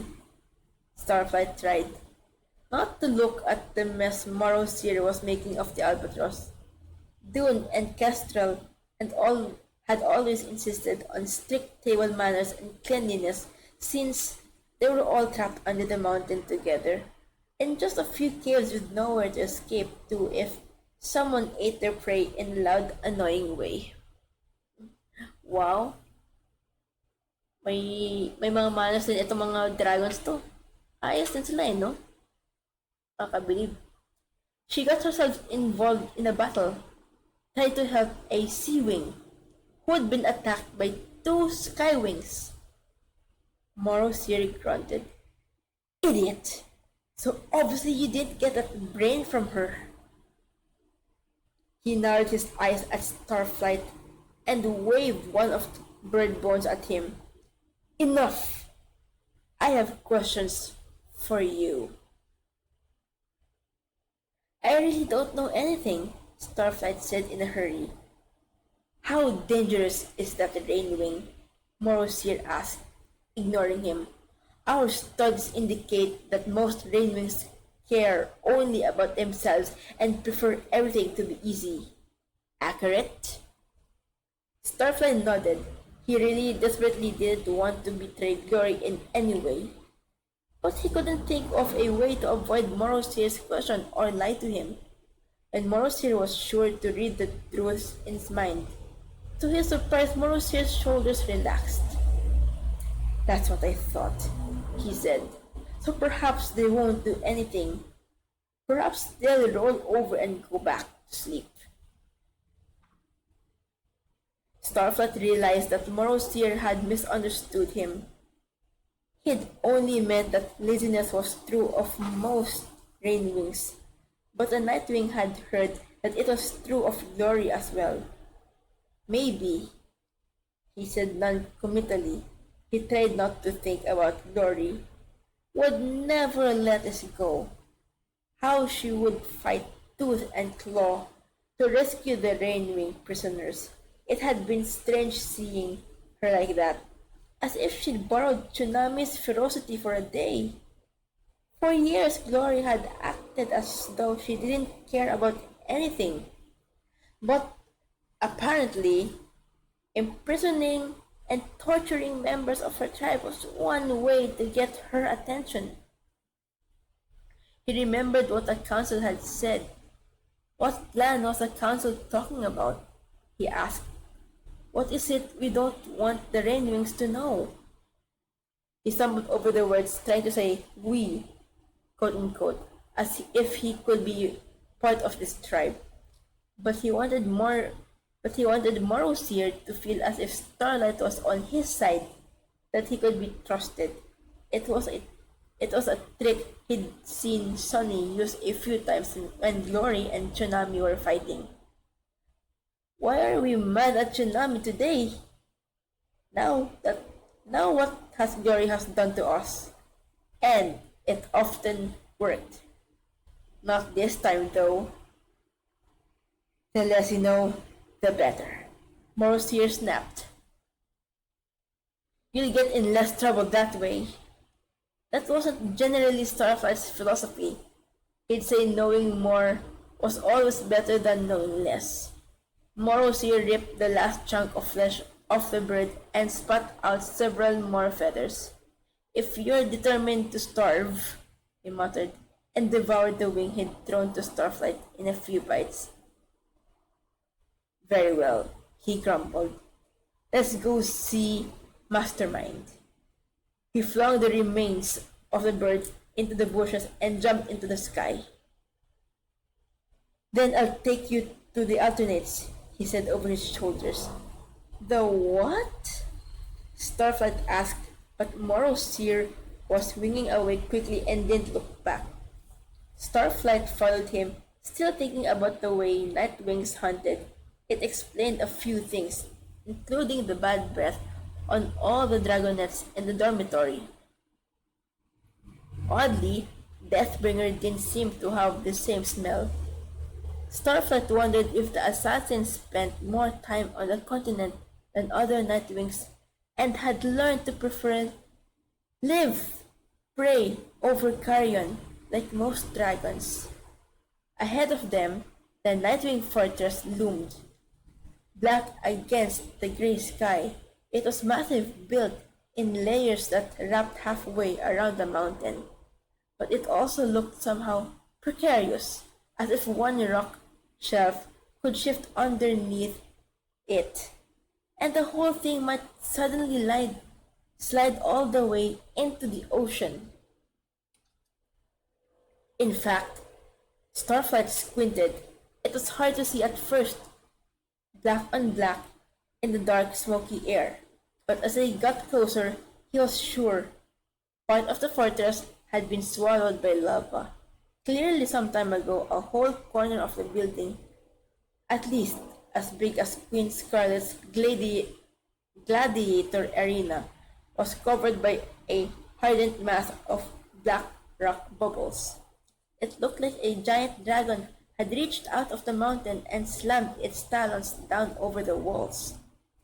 Starflight glanced up uneasily at a plume of steam rising from the top of the volcano. Orange gold fire glowed from inside, and he knew that streams of molten lava ran down at least one face of the mountain toward the caves where the Rainwings were trapped. If Glory's description was right, surely another eruption could come any time, endangering the rest of the fortress. The thought made him even more nervous about following Morosier back inside, but he didn't have much choice. Wala pala siyang no choice eh. The large Nightwing ducked into a mouse-like opening on the highest level of the fortress.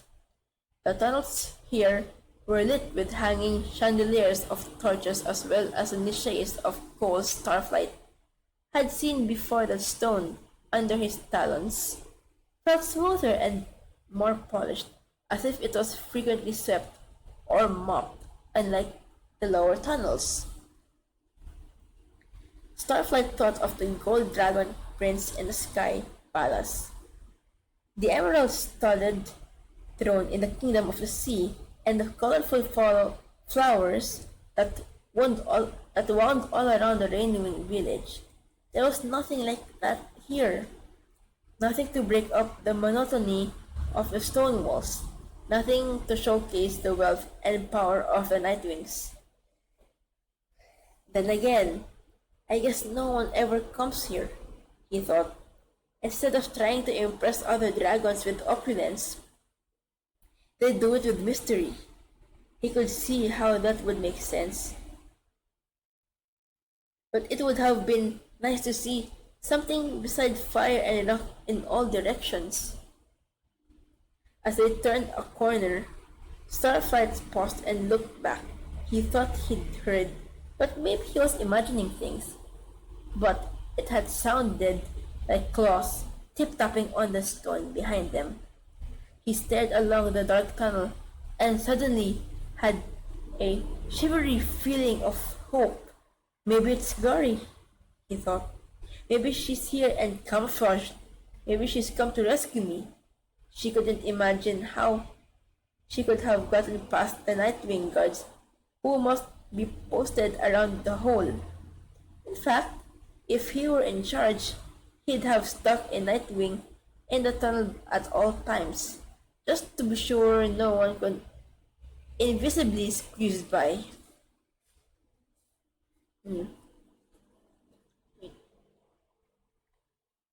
But maybe the Nightwings weren't that smart. There it was again. Tap, tap, tap. Definitely Talons, although whoever it was wasn't doing a terrific job of being stealthy. Gary is much better at sneaking than that. Maybe Clay? It was awful how much his chest hurt with hope. If only if it were Clay. If only that big brown head would poke around the bend, see him, and grin. Starflight promised the universe that he would never ever make fun of Clay again. If only the Mudwing would suddenly be here, rescuing him. Keep up, Morosur growled from up ahead.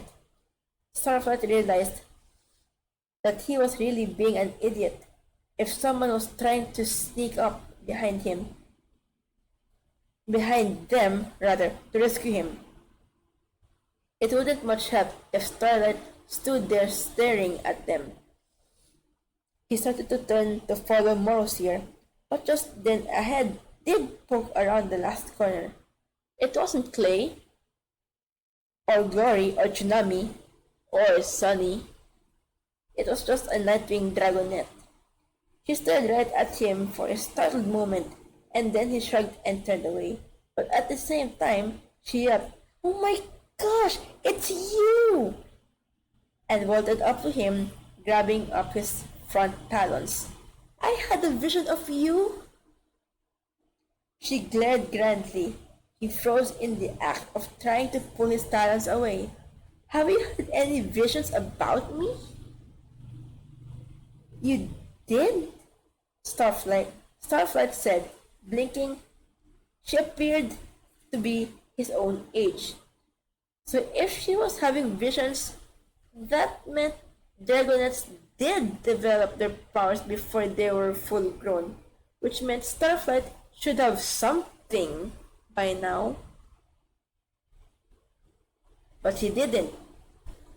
Whenever he tried to read minds or see the future, it was like staring into the night sky, empty and cold and meaningless. He hadn't admitted that to Morosier yet. Speaking of home, the floor now trembled ominously as the old Nightwing came thundering back along the tunnel to them. His eyes nearly popped out of his skull when he saw the new Dragonette. "Failed speaker!" he roared so loud that the Starflight thought The volcano might erupt right again. I told you to stay in your cave with the others. I know, I heard you, she said cheerfully. But I got bored and I wanted to explore and I saw you flying by, so I thought I'd come too. I can't believe I'm in the Nightwing Fortress at last. I've had lots of prophetic dreams about you, she said conspiratorically to Starflight. She still had his frontals pressed between hers, although in those it was actually bigger and lighter and smelled way less terrible, plus it had a lot more treasures and seriously less grouchy dragons. She thought for a moment. Maybe they were just regular dreams? Fate Speaker, Morosier hissed. What did I say about keeping your visions to yourself? You said, shut up your visions, I am not remotely interested. Fate Speakers answered. But that doesn't mean this dragon isn't interested. Aren't you interested? She said to Starflight. He was, but he did not think it would be wise to admit that in front of Morosier, who had smoke rising from his nostrils. Starflight tried to study the dragonet without obviously staring.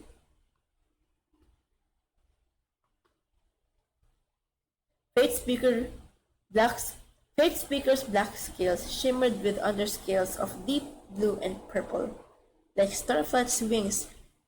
Hers were scattered with silver scales on the underside, so they looked like part of the night sky. But unlike his, Fate Speaker had several extra silver scales, one at the outside corner of each eye, a band circling one ankle, and a few lone ones sparkling along her tail like starry freckles. Anyway, I just know you're terribly important, she said to him, releasing his talons, and that we have a great destiny together. We do? He thought hopefully. Perhaps he was going to survive the Nightwing Fortress after all. Am I actually useful in this great destiny? Are my friends there? Am I with Sunny? He wished he could ask her questions without Morosier breathing fiercely over their heads. Go back to the others, Morosier ordered. Oh, can't I come with you? Fate Speaker asked. She gave Morosier a pleaded look. I foresee that I'll be really helpful with whatever you're about to do. Also, I'll find it totally interesting. I don't think that counts as foreseeing, Starflight said. It sounds more like guessing. Manghuhula, manghuhula. Manghuhula ka pala eh. Morosier growled deep in his throat. Very well. Keep your mouth shut and don't get in the way. As if I would, Fate Speaker said happily, immediately tripping Starflight with her tail. Morosier stumped away, muttering. Fate Speaker gave Starflight an enormous smile that reminded him of Sunny. He wondered if Sunny missed him and whether she felt anything like the ache that filled his chest whenever he thought of her. Oh my, sad face, Fate Speaker said, nudging Starflight's wing as they walked. Cheer up! What's her name? That wasn't in your vision? Starflight tilted his head curiously. He'd always wondered how much detail the visions had. The prophecy Morosier had delivered years ago was remarkably cryptic, but perhaps there was more information in the seer's head that he hadn't shared. Fate Speaker wobbled her head back and forth, squinting thoughtfully at him. Oh, of course! Big toes! What? Starflight glanced down at his talons, a little offended. No, it's Starflight. Oh, she said. Are you sure? Quite sure. She shrugged. Well, I was close. Hi, Starflight. I'm Fate's speaker. You're probably wondering why you've never seen me before. Starflight paused mid-step and frowned at her. Am I? It's because I didn't grow up here. She carried on blithely without noticing his reactions. Morrow's ears growl echoed down the corridor, and they both started walking faster. I only got to the island yesterday. I know this is going to sound crazy, but I was raised by the talons of peace. Starflight walked straight into a chandelier. He staggered back, his head spinning. Oh, ouch! Fate Speaker said. She patted his shoulder gingerly. That looked painful. Anyway, so it turns out I'm part of that big dragon prophecy everyone is so excited about. You believe it? No, Starflight thought. I'm the wings of night, she said proudly. Morosier says it's up to me to stop the war. For some reasons, he seemed kind of grumpy about that. Starflight felt all his hope flicker and go out. He'd been praying quietly that maybe this was another Nightwing intervention to point him in the right direction. He'd hoped perhaps he'd be given another lecture and then sent back to his friends. But apparently, Fierce Teeth was right. He was here because he'd failed, and Fate's Speaker was his replacement. Okay, we're down to our last chapter for tonight. Not really last chapter, but we're on chapter 5 before we end stream. We're down to our last chapter before we end stream. So yeah, let me just drink again. Yeah, because I'm getting a little tired. I need to rest as well after this.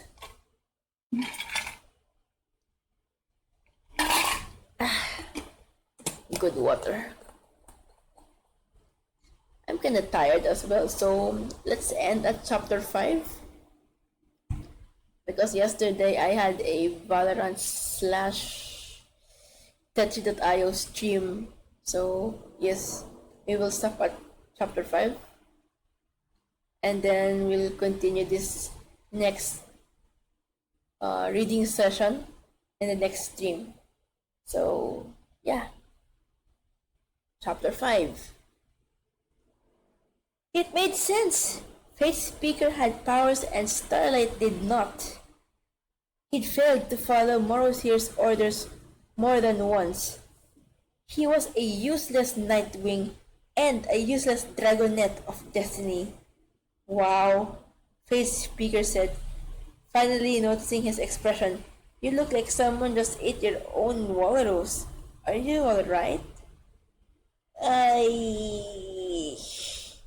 Starflight began. I just thought... They came around the bend in the tunnel and nearly stepped on Morosier's tail. He gave them a glare that shut Starflight up in a hurry. Fate's Speaker, however, was undaunted. Labs! She read off the door in front of them. Ooh! What does that mean? It means don't touch anything.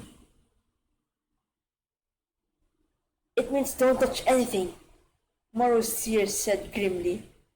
We are here so Starflight can meet his father.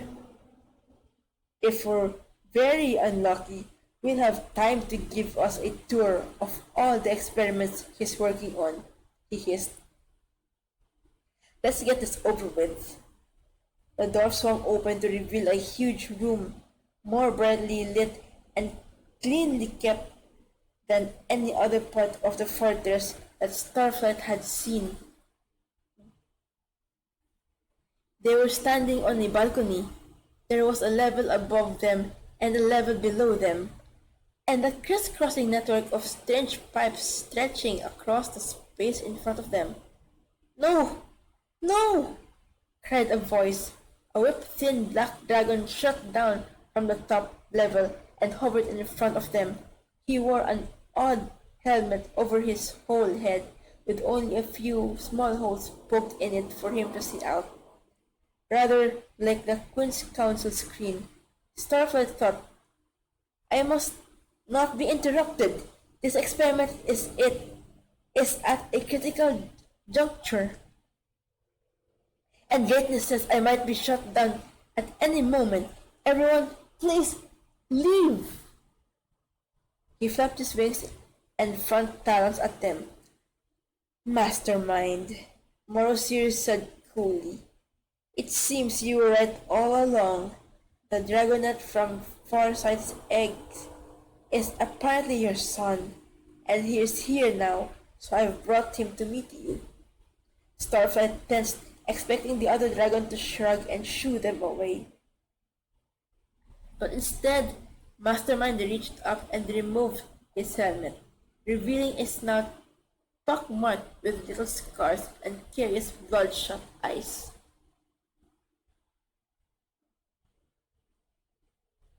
My son, he said, and Starflight felt a happy shiver at the tone of wonder in his voice.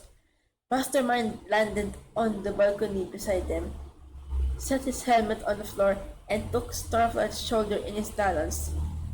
3 moons, he said. What a handsome dragonet. He does look like me. I knew he would, as I suspected. This jawline is genetically dominant. He gestured to the same spot on himself and on Starlight.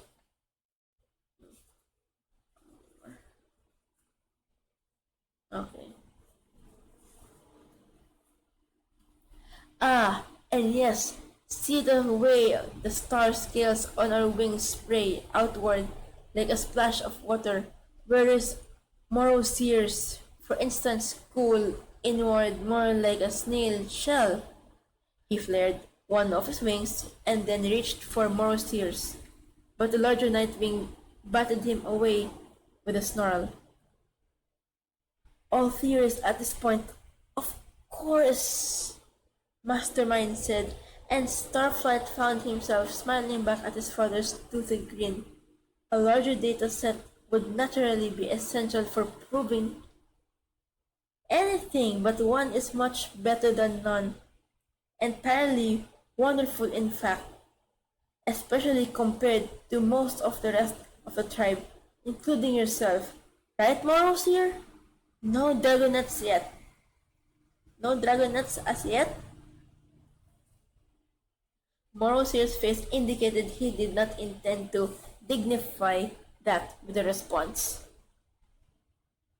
But I have a son, Mastermind said proudly. I, of all dragons. Let's see Strong Wings laugh now. Just wait until everyone sees my handsome offspring. He clapped Starflight's shoulder again. So strong and healthy, you can be the assistant I've been looking for. What are you interested in, son? Son. Starflight's knees felt as if they might not hold him up very well for much longer. Everything, he stammered. Scrolls? I like scrolls. Fantastic, Mastermind said. I have lots of scrolls. How about desalinization? Know anything about it? Starflight braked up. A little. Taking the salt out of seawater to make it potable? Right? Potable? Fate's speaker interjected.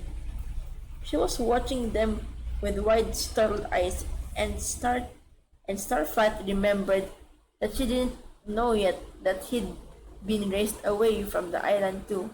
Drinkable, Starflight explained. Is that what those pipes are for? Very good, said Mastermind, waving his talons excitedly. We have only one fresh water source on the island, and it's become rather contaminated with ash over the last few years. So I invented this magnificent contraption to provide safe water for the entire tribe. He walked He talked on and on, pointing to the various pipes and explaining the science behind the process. Starflight listened with fascination. He'd never met a dragon who seemed so full of information, like a walking library of scrolls. Come, come, Mastermind said eagerly, gathering his helmet and leaping off the balcony. I'll show you what else I'm working on. Starflight glanced on Morosier for permission, and the large Nightwing rolled his eyes and sat down with a yawn. Fate Speaker didn't wait to be invited. She flew behind them as Mastermind led the way down to the bottom level.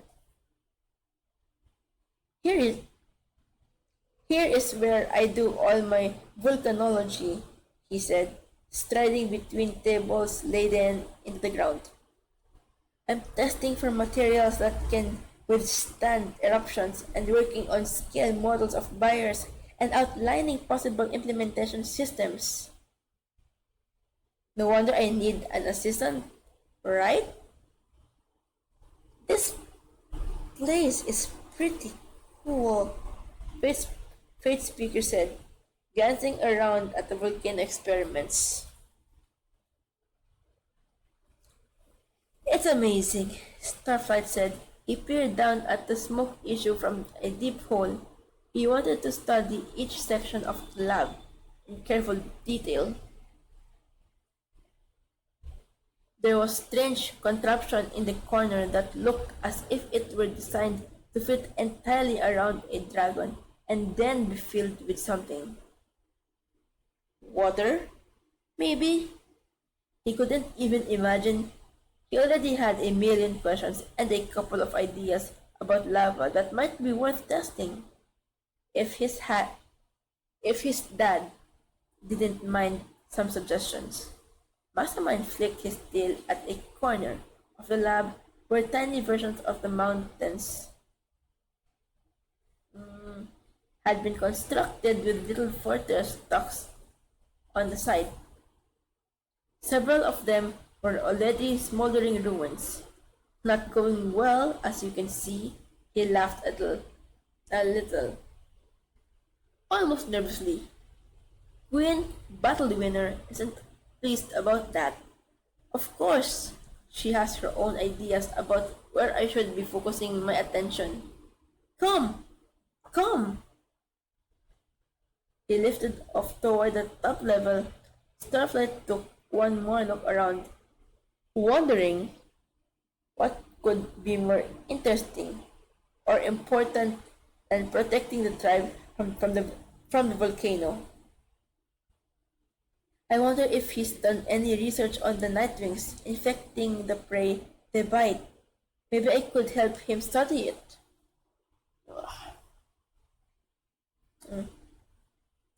He shook himself, blinking.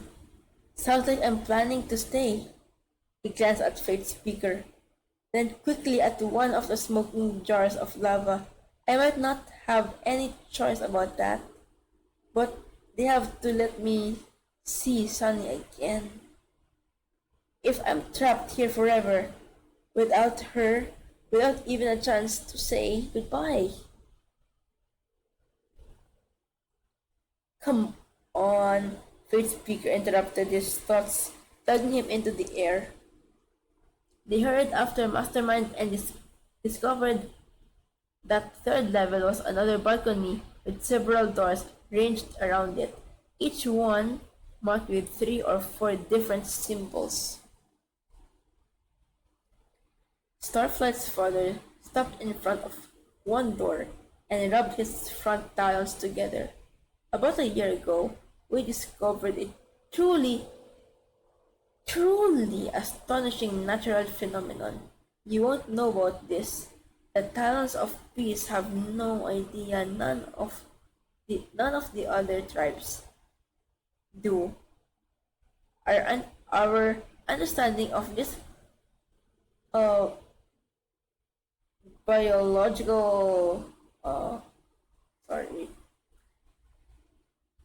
biological anomaly is as yet so new and incomplete that we haven't even put it in any scrolls. Certainly not the ones we distribute on the mainland, but also not even the ones that are for Nightwing eyes only. I'm preparing a treatise on the subject, but there's still so much to learn. I have no idea, but I think it's ready for publication. Ooh, your Saki Fox is already getting sleepy. Your paleontologist Saki Fox is getting sleepy already. We have like 3 more pages before we end chapter 5.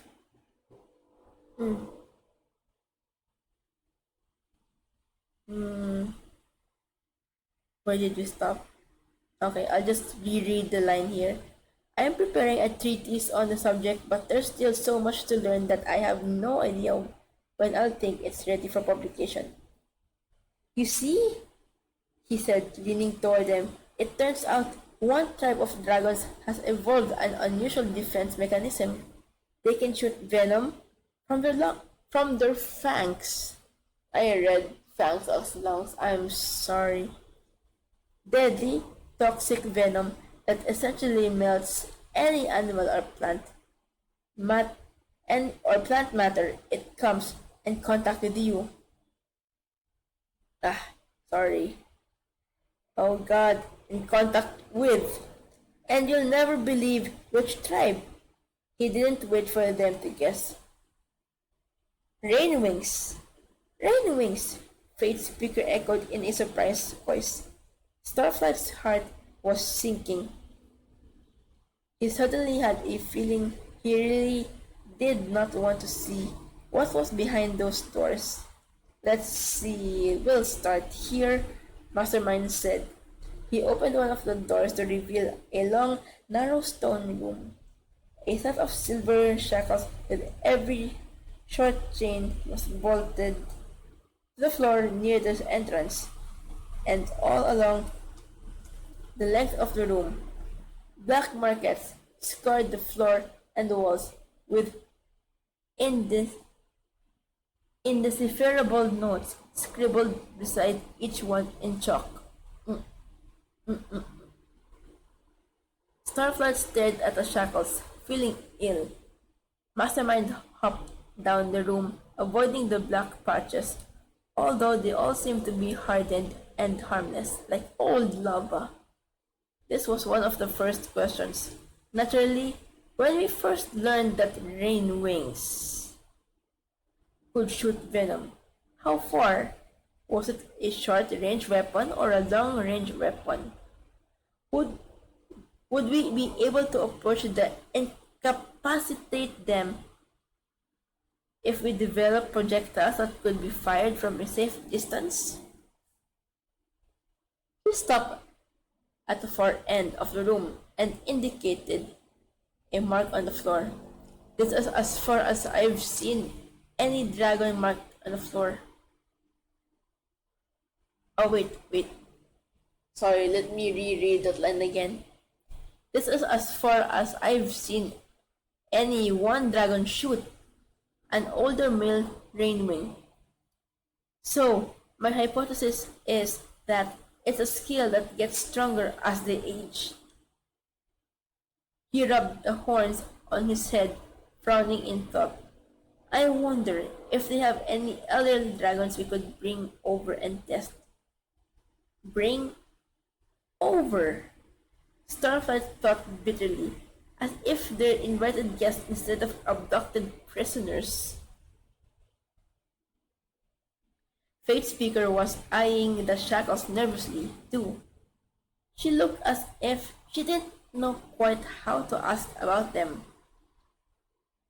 The next obvious question is, what materials aren't affected by the venom? Anything we could use as armor or shield? Mastermind went on, hopping.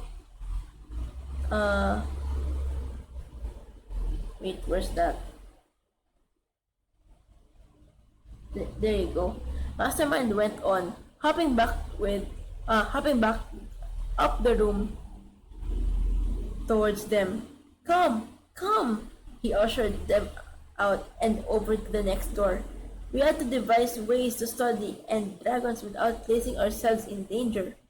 Naturally, very few rain wings have ever deliberately tried to shoot their venom at us, but it goes very badly when they do. It's quite horrifying, really. No, Zane, don't make it saucy, my goodness.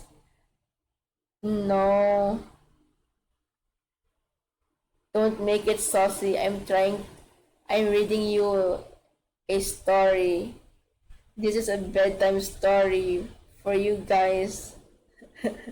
Don't make it too saucy, god damn it.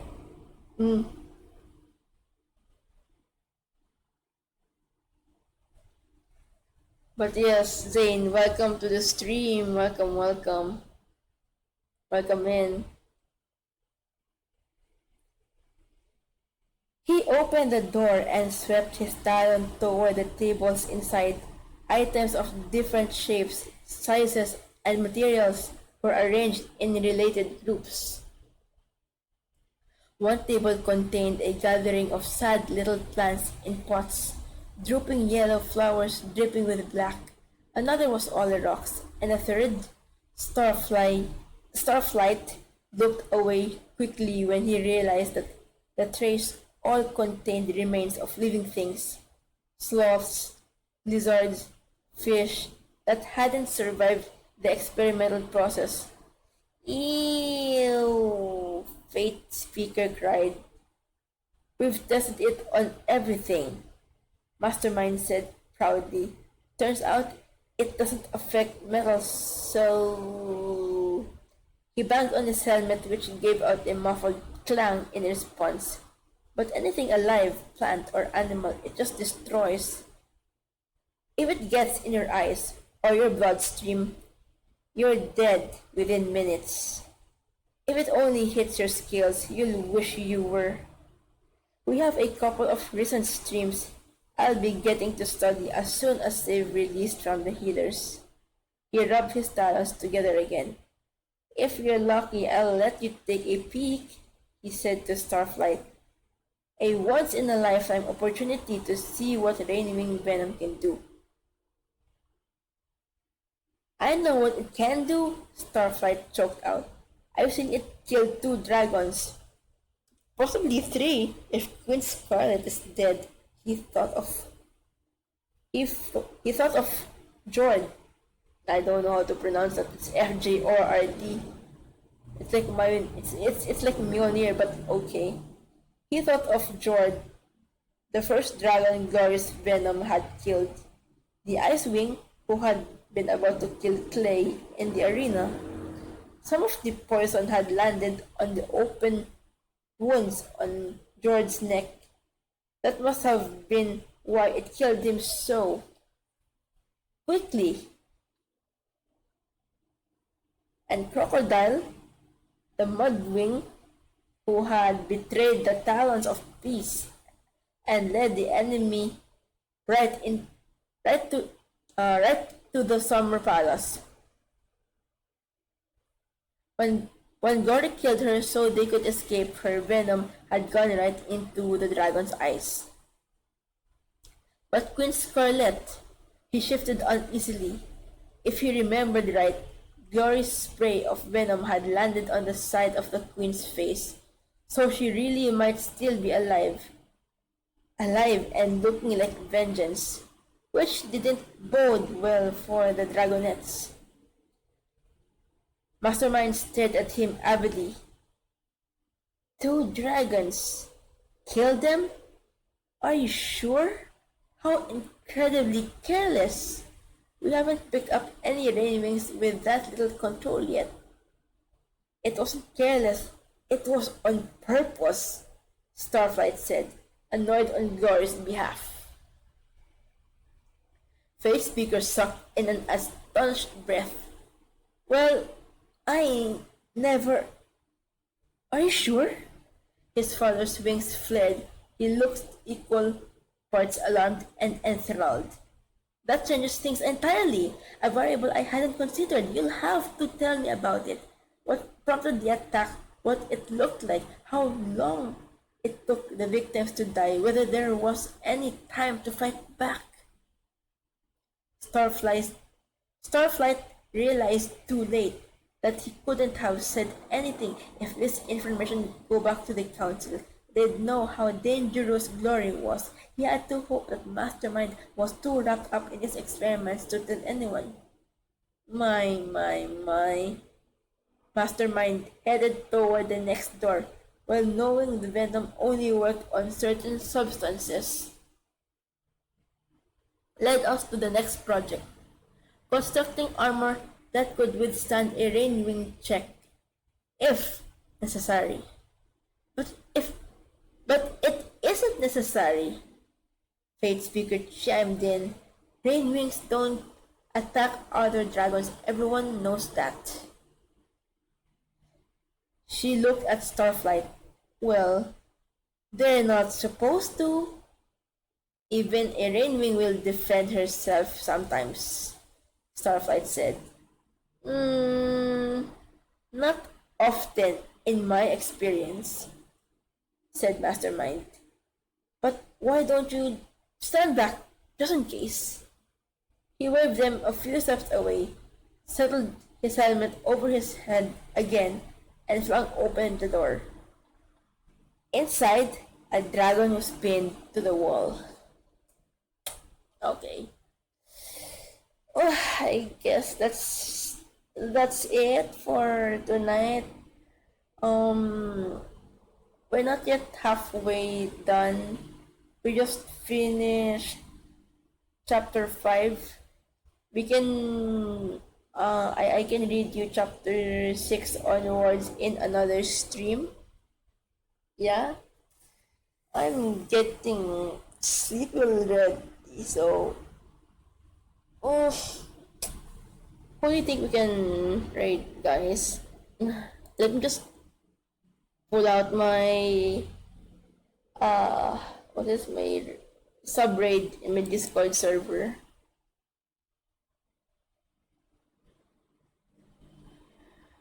Hold up, chat.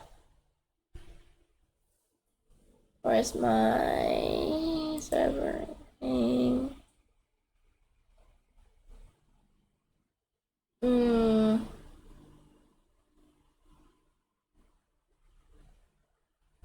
Where's my Oshi? There you go. Raiding Oshis. Guys, who can raid? Wait. Let me check who we can raid. Oh, wait, actually, saktong-sakto. We can raid Kohi Venti. He's just chatting. So, yeah. Ay, joke lang. Nag-Valo na siya. Ayoko naman, mag-raid na nag-Valo. Ano ba yan? Sige, hanap tayo na. Okay. You know what? Since you're already here to, raid with me, we can raid Char. They're doing art right now. So, yeah. Here's my sub raid. And then I'm gonna do my main reading message. I'm getting sleepy, man.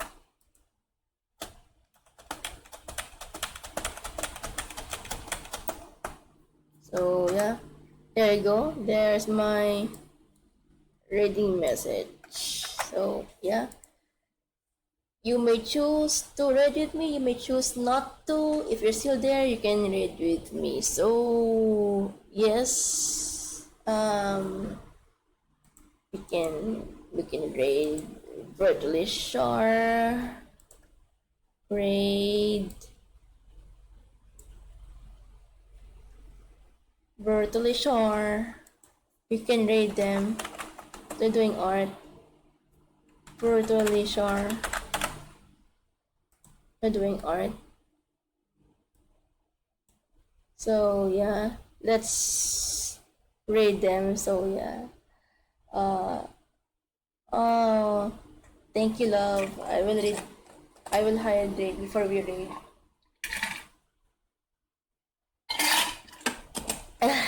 Okay. I've drunk already. Thank you. So yes. Otsukira, thank you for staying with me. Thank you for letting me read this dragon story with you. And we will raid Shar now. So yeah.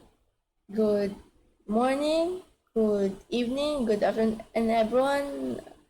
I'll see you in the next stream. Bye guys. I'm super tired. I don't know what to say. Bye bye. Oyasumi Otsukira.